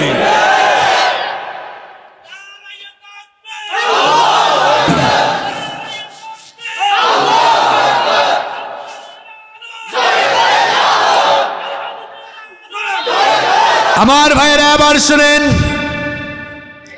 সেই সম্ভ্রান্ত নারী যখন চুরি করে ধরা পড়ল, সাহাবায়ে কেরাম একত্রিত হয়ে পরামর্শ করছেন, এত সম্ভ্রান্ত বংশের একজন মহিলা, নবীজি যদি তাকে চুরির রায় দিতে গিয়ে যদি হাত কাটার রায় দিয়ে দেন, ওই বংশের মান-ইজ্জত থাকবে না। এই জন্য তারা পরামর্শ করতেছেন নবীজিকে একটু সুপারিশ করা দরকার, যেন রায়টা একটু শিথিল করে ফেলেন। দেখেন এখন কে নবীজির কাছে এই সুপারিশ নিয়ে যাবেন, কারো সাহস হয় না। পরামর্শ করে উসামা ইবনে যায়েদ রাদিয়াল্লাহু আনহুকে তারা সিলেক্ট করলেন। বললেন, ও উসামা, তোমাকে তো নবীজি মহব্বত করেন, তুমি নবীজির কাছে এই সুপারিশটা নিয়ে যাও। উসামা ইবনে যায়েদ রাদিয়াল্লাহু আনহু সবার পরামর্শক্রমে যখন নবীজির কাছে এই সুপারিশ নিয়ে গেলেন, সঙ্গে সঙ্গে নবীজি মিম্বরে দাঁড়ালেন। মিম্বরে দাঁড়িয়ে সবাইকে সামনে রেখে খুতবা দিলেন, আমার সাহাবীরা শোনো, এক মহিলা চুরি করে ধরা পড়েছে, সম্ভ্রান্ত বংশের হওয়ার কারণে তার বেলায় রায় শিথিল করতে বলতেছো। আমার সাহাবীরা শোনো, ওই অপরাধীর জায়গায় ওই নারী না হয়ে যদি আমার নিজের মেয়ে ফাতেমা হতো, আমি বিচারের রায় দিয়ে অন্য কাউকে দিয়ে নয়, আমি বাপ হয়ে আমার নিজের মেয়ের হাতটা আমি নিজেই কেটে ফেলতাম। আল্লাহু আকবার বলেন, আল্লাহু আকবার। ন্যায় বিচার কারে কই মিয়া? আর এখন আপনার আশপাশের লোক, আপনার সাঙ্গপাঙ্গ কেউ কুকাম করে ধরা পড়ে যায়, থানায় ফোন যায়, এ ওসি কারে ধরছো, এটা আমার লোক, তাড়াতাড়ি ছাড়ো। আছে না নাই? মানুষ ন্যায় বিচার পাবে কেমনে? আজ কোরআন দিয়ে ন্যায় বিচার হচ্ছে না বলে আজ বিচারের বাণী নীরবে নিভৃতে কেঁদে মরছে। এই জন্য নিরপরাধ লোকেরা জেলখানার ভেতরে আছে আর অপরাধীরা জেলখানার বাইরে আছে।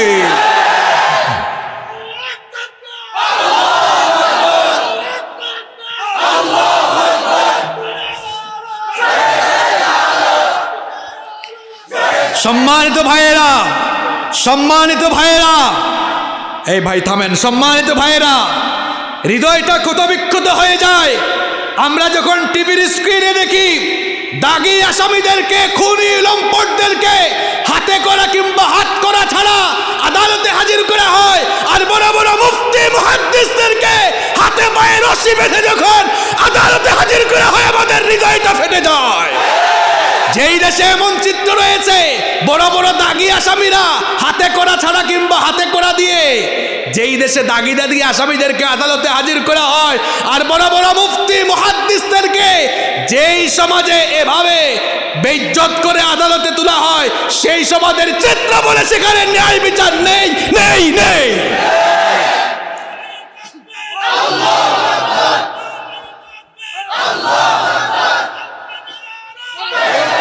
সম্মানিত ভাইয়েরা, ন্যায় বিচার এখান থেকে শিখুন, ন্যায় বিচার এখান থেকে শিখুন। আপনি যদি ন্যায় বিচার করেন তাহলে মনে রাখবেন, সামাজিক বিচার হোক, আদালতের বিচার হোক, পারিবারিক বিচার হোক, যে কোনো কোনো বিচারে ফয়সালার ক্ষেত্রে, মীমাংসার ক্ষেত্রে যদি আপনি ন্যায় নীতি অবলম্বন করেন, বুখারী, মুসলিম, তিরমিজি বিখ্যাত হাদিসের 3টি গ্রন্থেই হাদিস বর্ণিত হয়েছে। নবীজি বলেছেন, কিয়ামতের দিন সাবআতুন ইউযিল্লুহুমুল্লাহু ফি যিল্লিহি ইয়াওমা লা যিল্লা ইল্লা যিল্লু। কিয়ামতের কঠিন দিনে যখন আল্লাহর আরশের ছায়া ছাড়া আর কোনো ছায়া থাকবে না, 7 শ্রেণীর মানুষকে রব্বুল আলামিন আরশের ছায়ার নিচে জায়গা দিবেন। এর মধ্যে 1 শ্রেণীর মানুষ হলো তারা ন্যায় নীতির ভিত্তিতে মানুষের মাঝে বিচার করে যারা। এখন দেখেন, আপনি যদি বিচারের ক্ষেত্রে ন্যায় বিচার করতে পারেন, আরশের ছায়ার নিচে আপনাকে জায়গা দিবেন কে? আর যদি বিচার ফয়সালার সময় মানুষের উপরে অবিচার করেন, আপনাকে আমি আর কোন ভাষায় বলবো? আপনার পূর্বের কেউ কিন্তু দুনিয়াতে নাই, আপনিও থাকবেন না, এটা কনফার্ম। মরার পরে জালেম হয়ে আল্লাহর সামনে দাঁড়ানো লাগবে। ওই মৃত্যুকে ভয় করুন, কবরকে ভয় করুন। খুব ভিআইপি আর ভিআইপি ভাব নিয়ে চলাফেরা করেন। বিমানে উঠলে দেখা যায় বিজনেস ক্লাসের সিট আছে, ইকোনমি ক্লাসের সিট আছে। বাসের মধ্যেও দেখবেন আপনি দেখবেন economy class, business class, sleeper coach. ট্রেনে চলেন, লঞ্চে চলেন, সব জায়গায় ক্লাস আছে। কিন্তু ভাইরে ভাই, আপনি মারা যাওয়ার পরে যেখানে যাবেন কবর, ওই কবরের মধ্যে কিন্তু আলাদা কোনো ক্লাস নাই। কথা বলেন, আছে? যত বড় মানুষই হন না কেন, আপনি কি একটি চক্ষু বন্ধ করে চিন্তা করেন না? দুনিয়া থেকে কত মানুষ চলে গেল, সবাইকেই কিন্তু দামি কাপড় খুলে সাদা কাফন দিয়ে পেঁচায়া এরপরে মাটির তৈরি কবরের মধ্যে রেখে আসা হয়। আবার বর্ষাকালে তো মানুষ মারা গেলে আরেক চিত্র দেখবেন, কবর খুঁড়িয়ার নিচ থেকে কি উঠে। আরে নরম বিছানা, দামি বিছানা ছাড়া ঘুম হইতো না, সেই কাদার মধ্যে, পানির মধ্যেই কিন্তু ঘুমাইতে হবে। আর এই শীতকালে যদি আপনাকে কবরে দেওয়া হয়, এই মাটিতে যখন মানুষ রেখে আসবে, কবরটা বড় সাংঘাতিক জায়গা। একা থাকবেন, সাথী থাকবে না, বাতি থাকবে না, স্ত্রী নাই, সন্তান নাই, ছেলে মেয়ে নাই, কেউ নাই। যাদেরকে তো আদর দিয়েছেন, মহব্বত করেছেন, তারাই কিন্তু খাটিয়ায় বহন করে কবরে রেখে আসবে। মাঝে মাঝে কেউ মারা গেলে আপনি মাঝে মাঝে কবরে নেমে তারপর লাশ শোয়ায়েন, তাহলে দেখবেন হেদায়েতের নূর হয়তো অন্তরে আসতে পারে। আমি বহু মানুষকে কবরে শোয়াইছি, আর কবরে যখন রাখবেন কলিজাটা কিন্তু মুচুর দিয়ে উঠে। কি সাংঘাতিক জায়গা! ডানে বামে সব দিকে পিঁপড়া, পোকামাকড়। কবরে রেখে দেওয়ার পরে যখন উপরে বাঁশের ছাউনি দিয়ে দেওয়া হয়, তারপরে যখন আস্তে আস্তে মাটি দেওয়া শুরু হয়, কবরের অন্ধকার বাড়তে থাকে না কমতে থাকে। কবরটা কিন্তু বড় সাংঘাতিক জায়গা, ওই কবরকে ভয় করুন। মানুষের উপরে আর অবিচার করবেন না, জুলুম করবেন না। যদি আপনি জুলুম করেন, নবীজি বলেছেন ইত্তাকুজ জুলম, জুলুম থেকে বিরত হও। ফা ইন্নাজ জুলমা জুলুমাতুন ইয়াউমাল কিয়ামাহ, জুলুমের পরিণাম কিন্তু ভয়াবহ অন্ধকার হবে বলেছেন মুহাম্মদ সাল্লাল্লাহু আলাইহি ওয়াসাল্লাম। কবরটা এমনি অন্ধকার, কবরে কিন্তু বাতি নাই, সাথী নাই। এই যে এখন রাতের বেলা যদি সবগুলো লাইট অপারেটর বন্ধ করে দেয়, এই জায়গাটাও কিন্তু অন্ধকার হয়ে যাবে। এই জায়গা কি আর অন্ধকার, কবর হলো তার চাইতে আরো বেশি অন্ধকার। ওই কবরে কোনো বাতি থাকবে না, সাথীও থাকবে না। আপনি যদি মানুষের উপর জুলুম করে যান, কবরটা কিন্তু আরো অন্ধকার হয়ে যাবে, কবরটা জাহান্নামের গর্তে পরিণত হয়ে যাবে। মানুষের মধ্যে ন্যায় বিচার করে যান, দেখবেন আপনার এই ন্যায় বিচার, নেক আমল কবরে আলো হয়ে যাবে। কবরটাকে আপনার জন্য জান্নাতের বাগান বানিয়ে দিবেন কে? আসতে বলবেন না, আরেকটু জোরে বলেন কে? এই জন্য আমরা মানুষের উপরে কখনো অবিচার করব, ন্যায়ের পথে চলবো, হক কথা বলবো।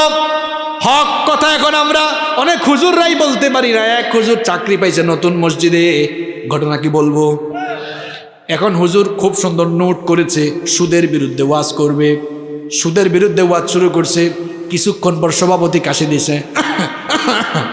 হুজুর বুঝছে ওয়াজ কিন্তু কমন পড়ে গেছে, এখানে আর সুদের ওয়াজ হবে। শুরু করছে আবার সুদের ওয়াজ বদলাইয়া ঘুষের ওয়াজ। এবার সেক্রেটারি কাশি মারছে।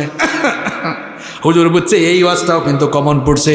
এবার ঘুষের ওয়াজ বাদ দিয়া কয় আজকে চাঁদাবাজির ওয়াজ করবো, শুরু করছে চাঁদাবাজির ওয়াজ। কিছুক্ষণ পর কেশিয়ার বলে, এখানেও দেখি উহু শুরু হয়েছে। এরকম কাশি শুরু হয়েছে। হুজুর বলে ওয়া আখির দাওয়ানা আলহামদুলিল্লাহি রাব্বিল। এরকম অনেকে মসজিদ কমিটির লোকের ভয়ে হক কথা বলেন, আছে? আরে ভাই, আপনি যদি কারো ভয়ে হক কথা বলতে না পারেন, ইমামতির মতো ওই সম্মানের জায়গা ছেড়ে দিয়ে আপনি মাটি খেটে ভাত খান, এটা আপনার জন্য সম্মানের হবে। আর রাসূলুল্লাহর মিম্বরে বসেছেন, এখানে আপনি কাউকে পরোয়া করে নয়, হক কথা আপনাকে বলতেই হবে। হকের পক্ষে আপনাকে থাকতে হবে, ন্যায়ের পথে চলবেন, ন্যায় কথা বলবেন। এটাই হচ্ছে নবীজির চরিত্র। কষ্ট হচ্ছে আপনাদের? নাম্বার 5, আমার নবীর 5 নাম্বার চারিত্রিক গুণাবলী বলছি। আমার নবী ছিলেন একজন বিনয়ী মানুষ। তিনি কষ্ট পেয়েছেন কিন্তু জীবনে কাউকে কষ্ট দেন, দুঃখ পেয়েছেন কিন্তু কাউকে কখনো দুঃখ দেন। মানুষের সঙ্গে সুন্দর ভাষায় কথা বলতেন, সুন্দর আচরণ করতেন। এখন আমরা দেখা যায় কর্কশ ভাষায় মানুষের সঙ্গে কথা বলি, আঘাত দিয়ে কথা বলি, প্রতিবেশীর হক আমরা নষ্ট করি। নবীজি প্রতিবেশীর কাছ থেকে কষ্ট পেয়েছেন কিন্তু প্রতিবেশীকে কষ্ট দেন। আমরা এখন প্রতিবেশীর কথা বাদ দিলাম, আমরা সন্তান হয়ে নিজের মা বাবার উপরে অনেক সময় জুলুম করে বসি। অথচ আমার নবীর চরিত্রটা কেমন ছিল শুনেন। নবীজি তো জন্মের আগেই বাবা হারিয়েছেন, 6 বছর বয়সে মাকেও হারিয়ে ফেলেছেন। নবীজির দুধমা হালিমাতুস সাদিয়ার প্রতি নবীজির কত সম্মান ছিল শুনেন। নবীজি একবার সাহাবীদের সঙ্গে এক জায়গায় মাংস বন্টন করছেন, ঠিক সেই সময় একজন বৃদ্ধা মহিলা নবীজির দিকে আসতেছেন দেখে নবীজি ওই মহিলাকে রিসিভ করার জন্য এগিয়ে গেলেন। ওই মহিলা বসার জন্য এবার নবীজি তার শাল, তার চাদর মোবারক খুলে বিছিয়ে দিলেন। এই কাণ্ড দেখে সাহাবারা অবাক হয়ে গেলেন।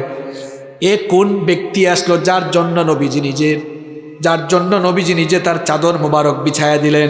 নবীজি কথোপকথন শেষ করে আসার পর সাহাবীরা জানতে চাইলেন, ওগো আল্লাহর নবী, বুঝলাম না কার সম্মানে নবীজি এগিয়ে গেলেন, আবার কার সম্মানে নবীজি তার চাদর মোবারক বসার জন্য বিছিয়ে দিলেন।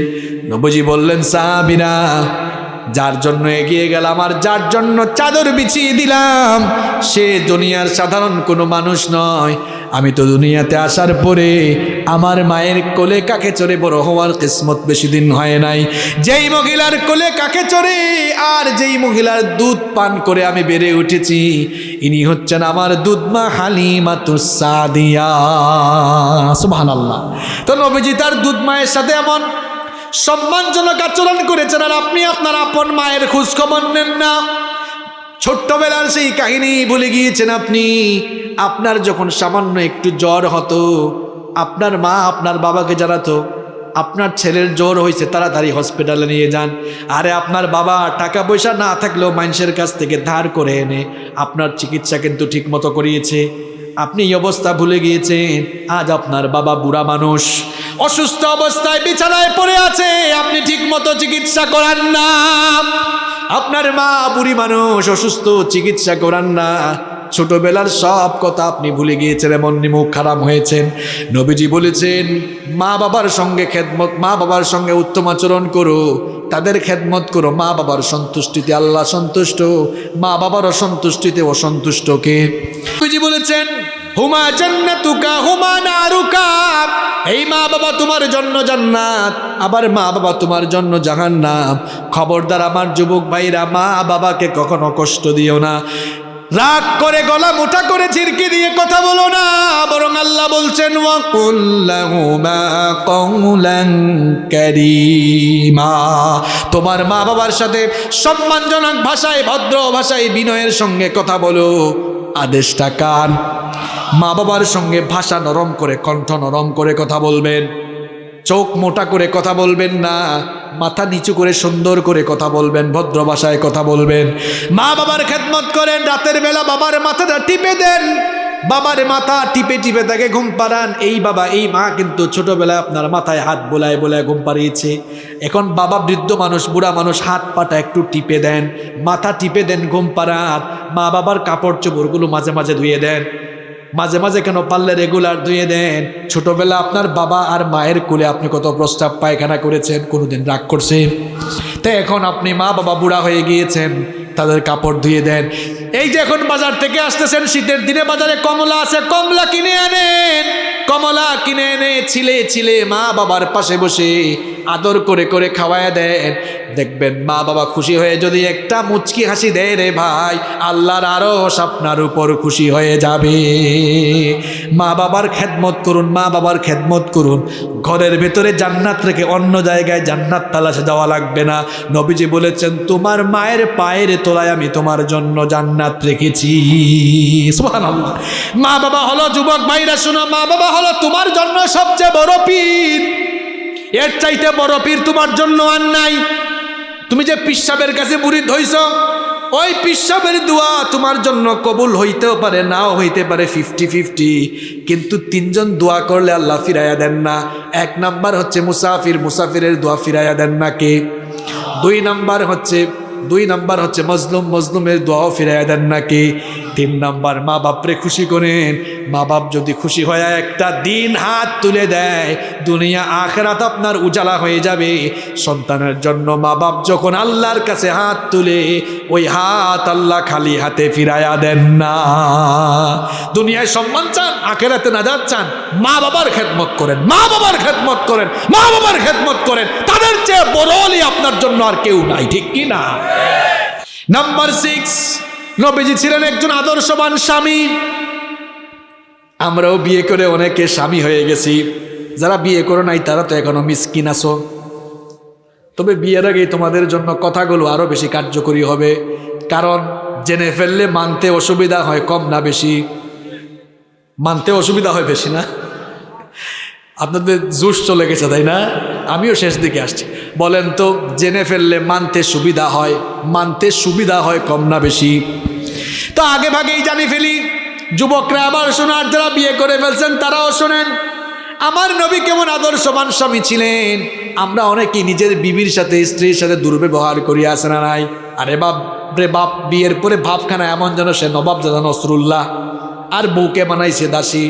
সারাদিন ঘরের বাইরে ছিল, ঘরে এসে দেখেছে বউ এখনো খাবার বানায় নাই। মাথা নরম না গরম? তো গরম হওয়া তো নবীর সুন্নত না, আপনার যে গরম হয়। আম্মা জানা আয়েশা রাদিয়াল্লাহু আনহা বলেছেন, নবীজি সারাদিন ঘরের বাহির থেকে ফিরে ঘরের মধ্যে ঢুকেছেন, যদি দেখতেন এখনো রান্না বান্না খাবার দাবার প্রস্তুত হয় নাই, নবীজি রাগ করতেন না, বরং বলতেন আয়েশা গো, আমাকেও রান্না করে নিয়ে যাও, আমি রান্না বান্নার কাজে আজ তোমাদেরকে সহযোগিতা করব। কোনোদিন ভাবিকে বলছেন চলো আজকে আমি একটু পেঁয়াজ কেটে দেই, তোমাকে একটু আলু কেটে দেই? বলছেন কোনোদিন? বলবেন কেমনে? আপনার জীবনটা তো দাম্পত্য জীবন তেনা তেনা হয়ে গেছে, সুখ নাই, শান্তি নাই, কারণ আপনার দাম্পত্য জীবনে রোমান্স নাই। আর রোমান্স আপনি যার কাছ থেকে শিখবেন তার জীবনই তো আপনি পড়েন নাই। মনে রাখবেন, মানতে গেলে জানতে হয়, জানতে গেলে পড়তে হয়। আমাদের বেশিরভাগ মুসলমান ভাই বোনরা নবীজির জীবনীটা একবারও পড়ে নাই, এরকম আছে না নাই? তো সে তো পড়ে নাই, জানবে কেমনে? না জানলে সে মানবে কেমনে? আমার আপনার নবীর দাম্পত্য জীবন কত চমৎকার ছিল শুনেন। আম্মা জান আয়েশা রাদিয়াল্লাহু আনহা বলেছেন, আমি যখন কোনো মাংসের টুকরা বা হাড্ডির টুকরা চাবাতাম, নবীজি আমার হাত থেকে তা কেড়ে নিয়ে যেই জায়গায় ঠোঁট লাগিয়ে আমি খেয়েছিলাম, ঠিক ওই জায়গায় ঠোঁট লাগিয়ে নবীজি খাওয়া শুরু করতেন।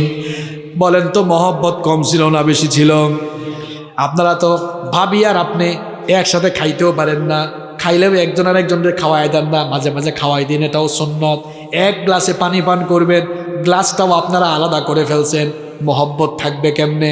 আম্মা জান আয়েশা রাদিয়াল্লাহু আনহা বলেছেন, আমি গ্লাসের যেই জায়গায় ঠোঁট লাগিয়ে পানি পান করতাম, আমার নবীও গ্লাসের ঠিক ওই জায়গায় ঠোঁট লাগিয়ে তিনিও পানি পান করতেন। নিজের বিবিকে মহব্বত করবেন, ভালোবাসবেন, সময় দিবেন, বউয়ের সাথে সুন্দর আচরণ করবেন। ঘরে যখন যাবেন খাটাসের মতো কথা বলবেন না, ভাষা সুন্দর করে তারপরে কথা বলবেন। গিয়াই বউকে আগে একটা সালাম দিবেন। সালাম কি আপনারা দেননি? শুদ্ধ করে সালাম দিতে পারেন তো? দেখি একটা সালাম দেন। ওয়ালাইকুম আসসালাম ওয়া রাহমাতুল্লাহি ওয়া বারাকাতুহু। এখন তো অনেকে সালাম দেয় স্টাইল করে, কয় আসসালামু আলাইকুম। কারণ সালাম মানে শান্তি আর সাম মানে মৃত্যু। আসসালামু আলাইকুম মানে তোমার উপর শান্তি বর্ষিত হোক, আর সাম আলাইকুম মানে তুই মরি যা। সালামের সঙ্গে সাম আলাইকুমের সম্পর্ক আছে? আবার মহিলারা স্টাইল করে সালাম দেয়, আসসালামু আলাইকুম। আরে বাপরে বাপ, তারা সাম আলাইকুম না, আসসালাম আলাইকুম, আসসালাম আলাইকুম, খুব স্টাইল করে বলে আসসালামু আলাইকুম। আরে বাপরে, এটা কোন জাতের সালাম? সালাম হচ্ছে আসসালামু আলাইকুম ওয়া রাহমাতুল্লাহি ওয়া বারাকাতুহু, এভাবে দিবেন। ভাবিকে গিয়া সালাম দিবেন। ঘরের ভিতর ঢোকার সময় সালাম দিতে হয়, আদেশটা কার? ফাইদা দাখালতুম বুয়ুতান ফাসাল্লিমু আলা আনফুস, আছে না নাই? ঘরে ঢোকার সময় সালাম দিতে হয়। আপনারা সালাম দেন? কয় আমি কেন সালাম দিব? আমি জামাইয়ে না, জামাইকে সালাম দেয় নাকি? তো আপনি জামাই হয়েছেন বলে কি হয়েছে? সালাম দিবেন। এক ভাই কয় হুজুর সালাম দিয়ে একদিন বিপদেও পড়ছে। কি বিপদ? কয় কলিং বেল চাপছি, বউ দরজা খুলছে, বললাম আসসালামু আলাইকুম, বউ সালামের উত্তর তো দিলই না। কয় কি ঢং করো, ফাইজলামি করো আমার সাথে, আমারে তুমি চিনো না? না, আমরা মনে করি নির্দিষ্ট স্পেসিফিক কিছু লোককে সালাম দেওয়া যায় না। সালাম আমরা এক মুসলমান আরেক মুসলমানকে দিতে পারবো, ছোট বড় কোনো অসুবিধা। তাহলে নিজের বিবিকে মহব্বত করবেন। আমার নবী ছিলেন একজন আদর্শবান স্বামী। মাঝে মাঝে গিফট দিবেন, বিবাহ বার্ষিকী আসলে পরে চমৎকার চমৎকার সারপ্রাইজ দিবেন। পারবেন তো ইনশাআল্লাহ? এরপরে আসেন নাম্বার 7, 7 নাম্বার, আমার নবী ছিলেন একজন আদর্শবান পিতা, আদর্শবান বাবা। নবীজি নবুয়ত আর রিসালাতের এত ভারী বোঝা, এত ভারী দায়িত্ব পালন করার পরেও কখনো তার সন্তানদের খোঁজ খবর রাখতে তিনি দ্বিধাবোধ করেন নাই। সন্তানদের খোঁজ খবর রেখেছেন, কে কি করছে না করছে সব খোঁজ খবর রাখতেন। দ্বীনের পথে এগিয়ে দেওয়ার জন্য তিনি সবসময় তাদেরকে নসিহত করছেন। আপনার সন্তান, আপনার ছেলে, আপনার মেয়ে দ্বীন থেকে বের হয়ে গিয়েছে আপনার কারণে। বড় দুঃখ আর আফসোস লাগে, অনেক জায়গায় মাহফিলে যায়, অনেকে কয় হুজুর মা বাবার খেদমতের ওয়াজ একটু করেন। এক বেকুব গাছ না লাগিয়ে ফলের আশা করে বসে আছে। গাছ না লাগিয়ে ফলের আশা করা যেমন বোকামি, সন্তানের সব হক যথাযথভাবে আদায় না করে ওই সন্তানের কাছ থেকে খেদমতের আশা করাও কিন্তু বোকামি। তার হক আপনি আদায় করেন, কিছুই শেখার নাই তাকে। এক ছেলে একদিন আসছে, তার বাপ মারা গেছে, এসে কই হুজুর আমার আব্বু মারা গিয়েছে, জানাজার নামাজটা কেমনে পড়ে হুজুর একটু বলে দেন না।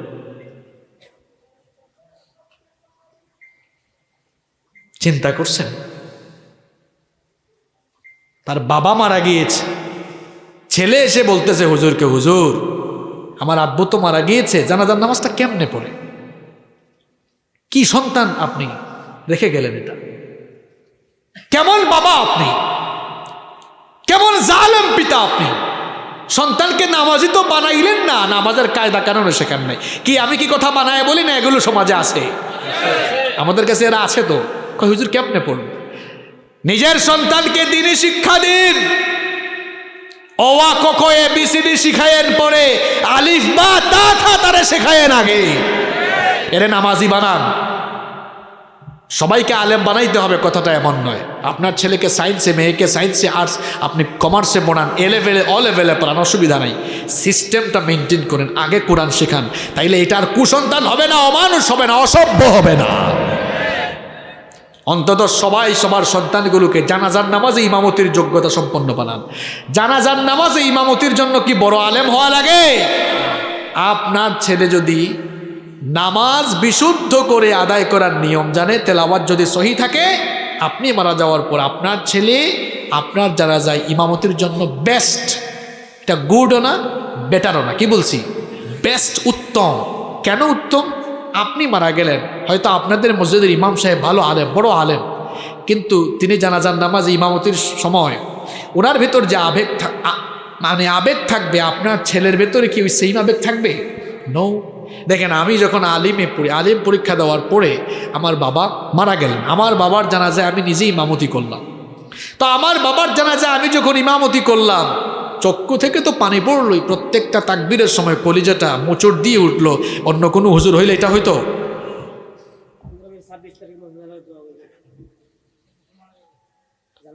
ঠিক আছে, মাশাআল্লাহ, বসেন। এখন বলেন তো, আপনার ছেলে আপনার জানাজায় ইমামতি করলে, আপনার জানাজায় ইমামতি করলে যে ফিলিংস, আবেগ কাজ করবে, অন্য হুজুর থাকলে করবে? আমার বাবারা, প্লিজ নিজের সন্তানগুলোকে নামাজি বানিয়ে যান। আপনারা সন্তানের কাছ থেকে খেদমতের আশা আপনারা ঠিকই করেন, কিন্তু তার হক তো আপনি আদায় করেন না। তার হক আদায় করেন, তাকে দিন শেখান, দিন শেখান, দিন শিখান, দিনই শিক্ষায় শিক্ষিত করুন, নামাজি বানান। আপনার সন্তানের জন্য আমরা ওয়াজ করা লাগবে না, সে এমনি আপনার খেদমত করবে। তার হক আপনি আদায় করবেন না, আপনার সাথে অসভ্য আচরণ করবে। এমনকি আপনাকে ঘর থেকে বের করে ওল্ড হোম, বৃদ্ধাশ্রমে পর্যন্ত রেখে আসারও সম্ভাবনা আছে। এজন্য একজন আদর্শবান পিতা হন। নিজের ছেলে মেয়ে কি করে, কোথায় যায়, কি পড়ে, সব দিকে খেয়াল রাখুন।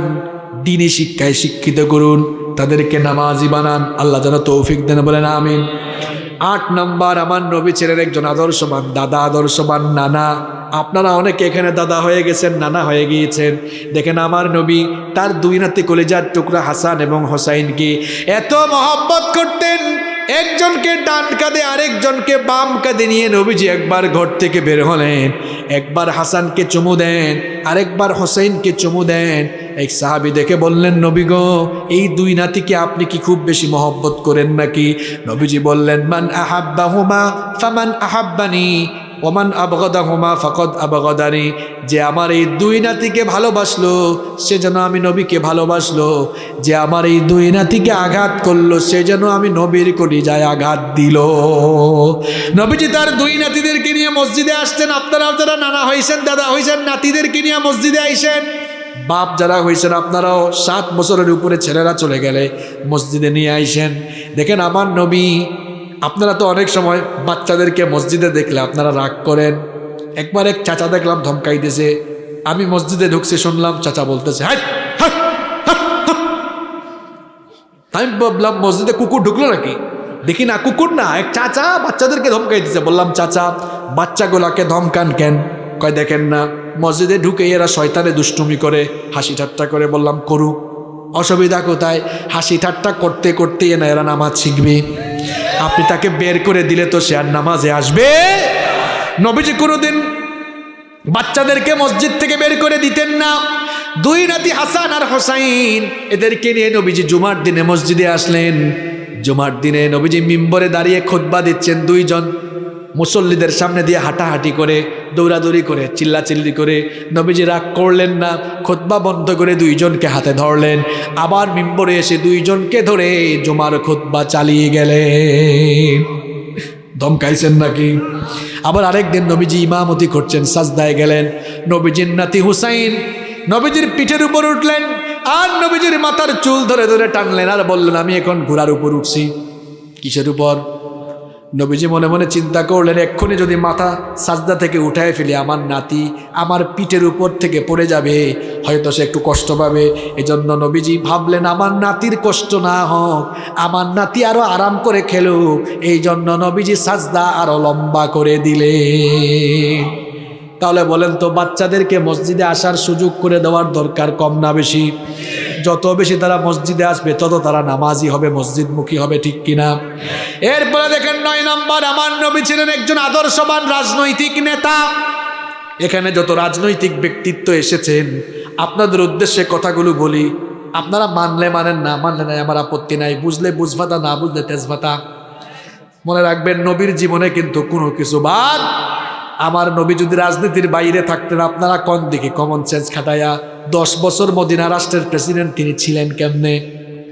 মদিনা রাষ্ট্র, একটা রাষ্ট্র চালাইতে হইলে তো আইন লাগে, লাগে কি লাগে না? একটা রাষ্ট্র চালাইতে গেলে সংবিধান লাগে। নবীজির সংবিধানের নাম ছিল, আরো জোরে, কারণ আপনি রাজনীতি করতেই পারেন, কোরআনের বাইরে রাজনীতি করেন, অসুবিধা নাই। আমি আপনাকে গালিও দিব না, বকাও দিব না। আমি জাস্ট একটা প্রশ্ন করে এই পয়েন্ট থেকে সরব, কবরের মধ্যে রাখার সময় মানুষকে আমরা কি বলি? বিসমিল্লাহি।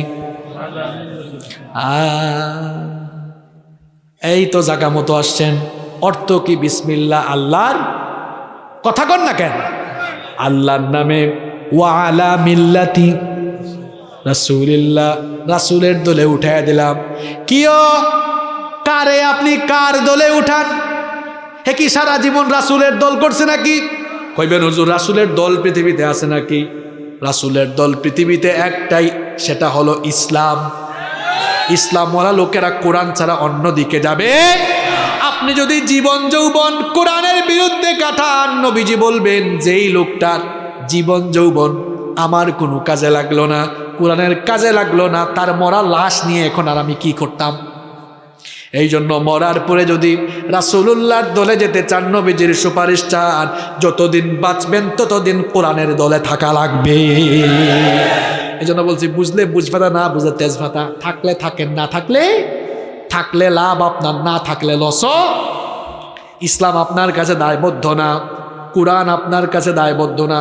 কি মায়ার ভাষায়, মহব্বতের ভাষায়, আদরের ভাষায় আপনারে বুঝাই, তারপরেও না বুঝলে আমি কি করতাম? ইসলাম আর কোরআন আপনার কাছে দায়বদ্ধ না। আপনি ইসলাম না মানলে, কোরআন না মানলে ইসলামের কিছু আসে যায় না, কোরআনের কিছু আসে যায় না, আল্লাহরও কিছু আসে যায়। মানলে আপনার লাভ, না মানলে আপনার। এজন্য বলেছি ইসলাম আর কোরআন আপনার কাছে দায়বদ্ধ নয়, বরং আপনি নিজেই ইসলাম আর কোরআনের কাছে দায়বদ্ধ। আর কেমনে বুঝাইতাম আপনারে? বুঝলে ভালো, আল্লাহ যেন আমাদেরকে হেদায়াত দেয়। খুব কষ্ট হচ্ছে আপনাদের, আমিও শেষ পয়েন্টে চলে আসছি। নবীজির 10 নম্বর চারিত্রিক গুণাবলী বলছি। আমার নবী ছিলেন একজন আদর্শবান রাষ্ট্রনেতা। খুব ভালো করে শুনুন, কেমন নেতা তিনি ছিলেন। মানুষের নেতৃত্ব যখন দিলেন, আহারে কি চমৎকার গুণাবলী তার মধ্যে বিদ্যমান। আমার নবী মদিনা রাষ্ট্রের প্রেসিডেন্ট। তখন মদিনা রাষ্ট্রের প্রেসিডেন্ট, চিন্তা করেছেন, একটা এলাকার প্রেসিডেন্ট, একটা দেশের প্রেসিডেন্ট। ওমর রাদিয়াল্লাহু আনহু, শেষ গল্প বলতেছি শুনেন। ওমর রাদিয়াল্লাহু আনহু নবীজির খেদমতে গেলেন। নবীজি তখন দড়ি দিয়া বুনানো একটা খাটিয়ার মধ্যে, পিঠের নিচে কোনো ল্যাপ নাই, তোশক নাই, কম্বল নাই, মাথার নিচে হাত মুবারক রেখে এই দড়ির উপরে এই নবীজি শুয়ে আছেন। ওমর রাদিয়াল্লাহু আনহুকে দেখে নবীজি উঠে বসলেন। ওমর রাদিয়াল্লাহু আনহু লক্ষ্য করলেন নবীজির পিঠের মধ্যে দড়িগুলোর দাগ বসে গিয়েছে। ওমর রাদিয়াল্লাহু আনহু বললেন, নবী গো, আপনি হচ্ছেন এই দুনিয়ার সর্বশ্রেষ্ঠ মহামানব। আল্লাহর পরেই হচ্ছে আপনার স্ট্যাটাস, আল্লাহর পরেই হচ্ছে আপনার মর্যাদা। আপনি হচ্ছেন সমস্ত রাসূলদের ইমাম, আপনি হচ্ছেন মদিনা রাষ্ট্রের প্রেসিডেন্ট, কিন্তু ল্যাপ তুষকের অভাবে আপনার পিঠের মধ্যে দাগ পড়ে গেল। নবী গো, আমার সহ্য হয় না। ওমর রাদিয়াল্লাহু আনহু চিৎকার করে করে কাঁদলেন আর বললেন, নবী গো, আদেশ দেন, আপনার জন্য আমি বাইতুল মাল থেকে ল্যাপ তুষক কম্বলের ব্যবস্থা করে দিই। নবীজি বললেন, ওমর রে, আমি যাদের নেতা হয়েছি এখনো ঠিক মতো তারা অনেকেই ঠিক মতো বিছানায় ঘুমাইতে পারে না। আমি নবী হয়ে তাদের নেতা হয়ে কেমনে ঠিক মতো বিছানায় ঘুমাবো? আমি তো এই দুনিয়ায় সুখ শান্তি করার জন্য আসি নাই, আমি এসেছি দুনিয়ার পথ আর মানবতাকে পথের দিশা দেওয়ার জন্য। নবী যেমন ছিলেন তার সাথের মানুষগুলাকেও তিনি এরকম করে তৈরি করে গিয়েছিলেন। সর্বশেষ একটি ঘটনা বলবো, শোনার ধৈর্য আছে আপনাদের। ওমর রাদিয়াল্লাহু আনহু তিনি কি ছোটখাটো কোনো সমাজের শাসনকর্তা নাকি অর্ধ পৃথিবীর শাসনকর্তা? অর্ধ পৃথিবীর শাসনকর্তা। শেষ ঘটনাটা মন দিয়ে শুনেন। তিনি রাতের বেলা মোমবাতির আলো জ্বালিয়ে ঘরের মধ্যে কাজ করছেন। সেই সময় কি এমন ইলেকট্রিক্যাল লাইট ছিল নাকি? রাতের বেলা মোমবাতি জ্বালিয়ে কাজ করছেন। এমন সময় তার কিছু রিলেটিভ, তার কিছু আত্মীয় স্বজন তার সঙ্গে দেখা করতে আসলেন। দরজায় এসে নক করলেন। ওমর রাদিয়াল্লাহু আনহু থামিয়ে দিলেন, বললেন থামো। দরজা এদেরকে আটকে দিয়ে তার সামনে থাকা মোমবাতির আগুন ফু দিয়ে নিভায়া দিলেন। নতুন আরেকটি মোমবাতিতে আগুন জ্বালালেন। এরপরে বললেন এবার ভেতরে আসো। এরা ভেতরে এসে জিজ্ঞেস করলো, আমিরুল মুমিনিন আপনার সামনেই তো একটি মোমবাতিতে আগুন জ্বালানো ছিল, সেটা ফু দিয়ে বন্ধ করে দিয়ে কি কারণে নতুন আরেকটি মোমবাতিতে আগুন জ্বালালেন? ওমর রাদিয়াল্লাহু আনহুর জবাবটা শুনেন। তিনি বললেন, তোমরা আসার আগ পর্যন্ত আমি রাষ্ট্রের টাকায়, জনগণের টাকায় কেনা মোমবাতির আলো জ্বালিয়ে জনগণের জন্য, রাষ্ট্রের কল্যাণে কাজ করছিলাম। তোমরা যখন আসলে চিন্তা করলাম তোমরা আমার আত্মীয় স্বজন, হয়তো ব্যক্তিগত কথা বলার জন্য এসেছো। মনে মনে ভাবলাম রাষ্ট্রের টাকায়, জনগণের টাকায় কেনা মোমবাতির আগুন জ্বালিয়ে আমি যদি তোমাদের সঙ্গে ব্যক্তিগত কথা বলি, রাষ্ট্রের সঙ্গে বেঈমানি হবে, জনগণের আমানতের খেয়ানত হবে, আল্লাহর কাছে জবাব দেওয়া লাগবে। এই ভয়ে রাষ্ট্রের টাকায় কেনা মোমবাতির আগুন ফু দিয়ে নিভিয়ে দিয়ে নিজের টাকায় কেনা মোমবাতির আগুন জ্বালিয়ে তোমাদের সঙ্গে কথা বলছি। বলেন তো আমরা যদি রাজনীতির ক্ষেত্রে, নেতৃত্বের ক্ষেত্রে এমন আদর্শ গ্রহণ করতে পারতাম, বলেন তো আমাদের সমাজটা, আমাদের দেশটা এগিয়ে যেত না পিছিয়ে যেত? মানে এই ঘটনাগুলো ওয়াজের মাহফিলে বলার কারণে আপনার যদি খারাপ লাগে, আর যুবকদেরকে যদি মাহফিল করতে বাধা দেন, বোঝা যাবে অন্যায় অপরাধ জগৎকে নেতৃত্ব দিতে চায় যারা, কোরআনের মাহফিলে বাধা হয়ে দাঁড়ায় তারা। সাফ সাফ কথা, আপনি যেই হন না কেন, কোরআন মানলে, ইসলাম মানলে লাভটা কিন্তু আপনার, ইজ্জত বাড়বে আপনার, সম্মান বাড়বে আপনার, আবার কিয়ামতের দিন আপনাকে নাজাত দিবেন কি? দেখেন আজকে 10টা চারিত্রিক গুণাবলীর কথা বললাম, এগুলো যদি আমরা সবাই মানতে পারি, আমাদের ব্যক্তি জীবন, পরিবার জীবন, সমাজ জীবন, আমাদের দেশ আগাবে না পিছাবে? সুন্দর হবে না অসুন্দর হবে? তাহলে এই 10টা চারিত্রিক গুণাবলী আমরা আমাদের মধ্যে অর্জন করতে পারবো তো? ইনশাআল্লাহ। আল্লাহ তৌফিক দান করেন।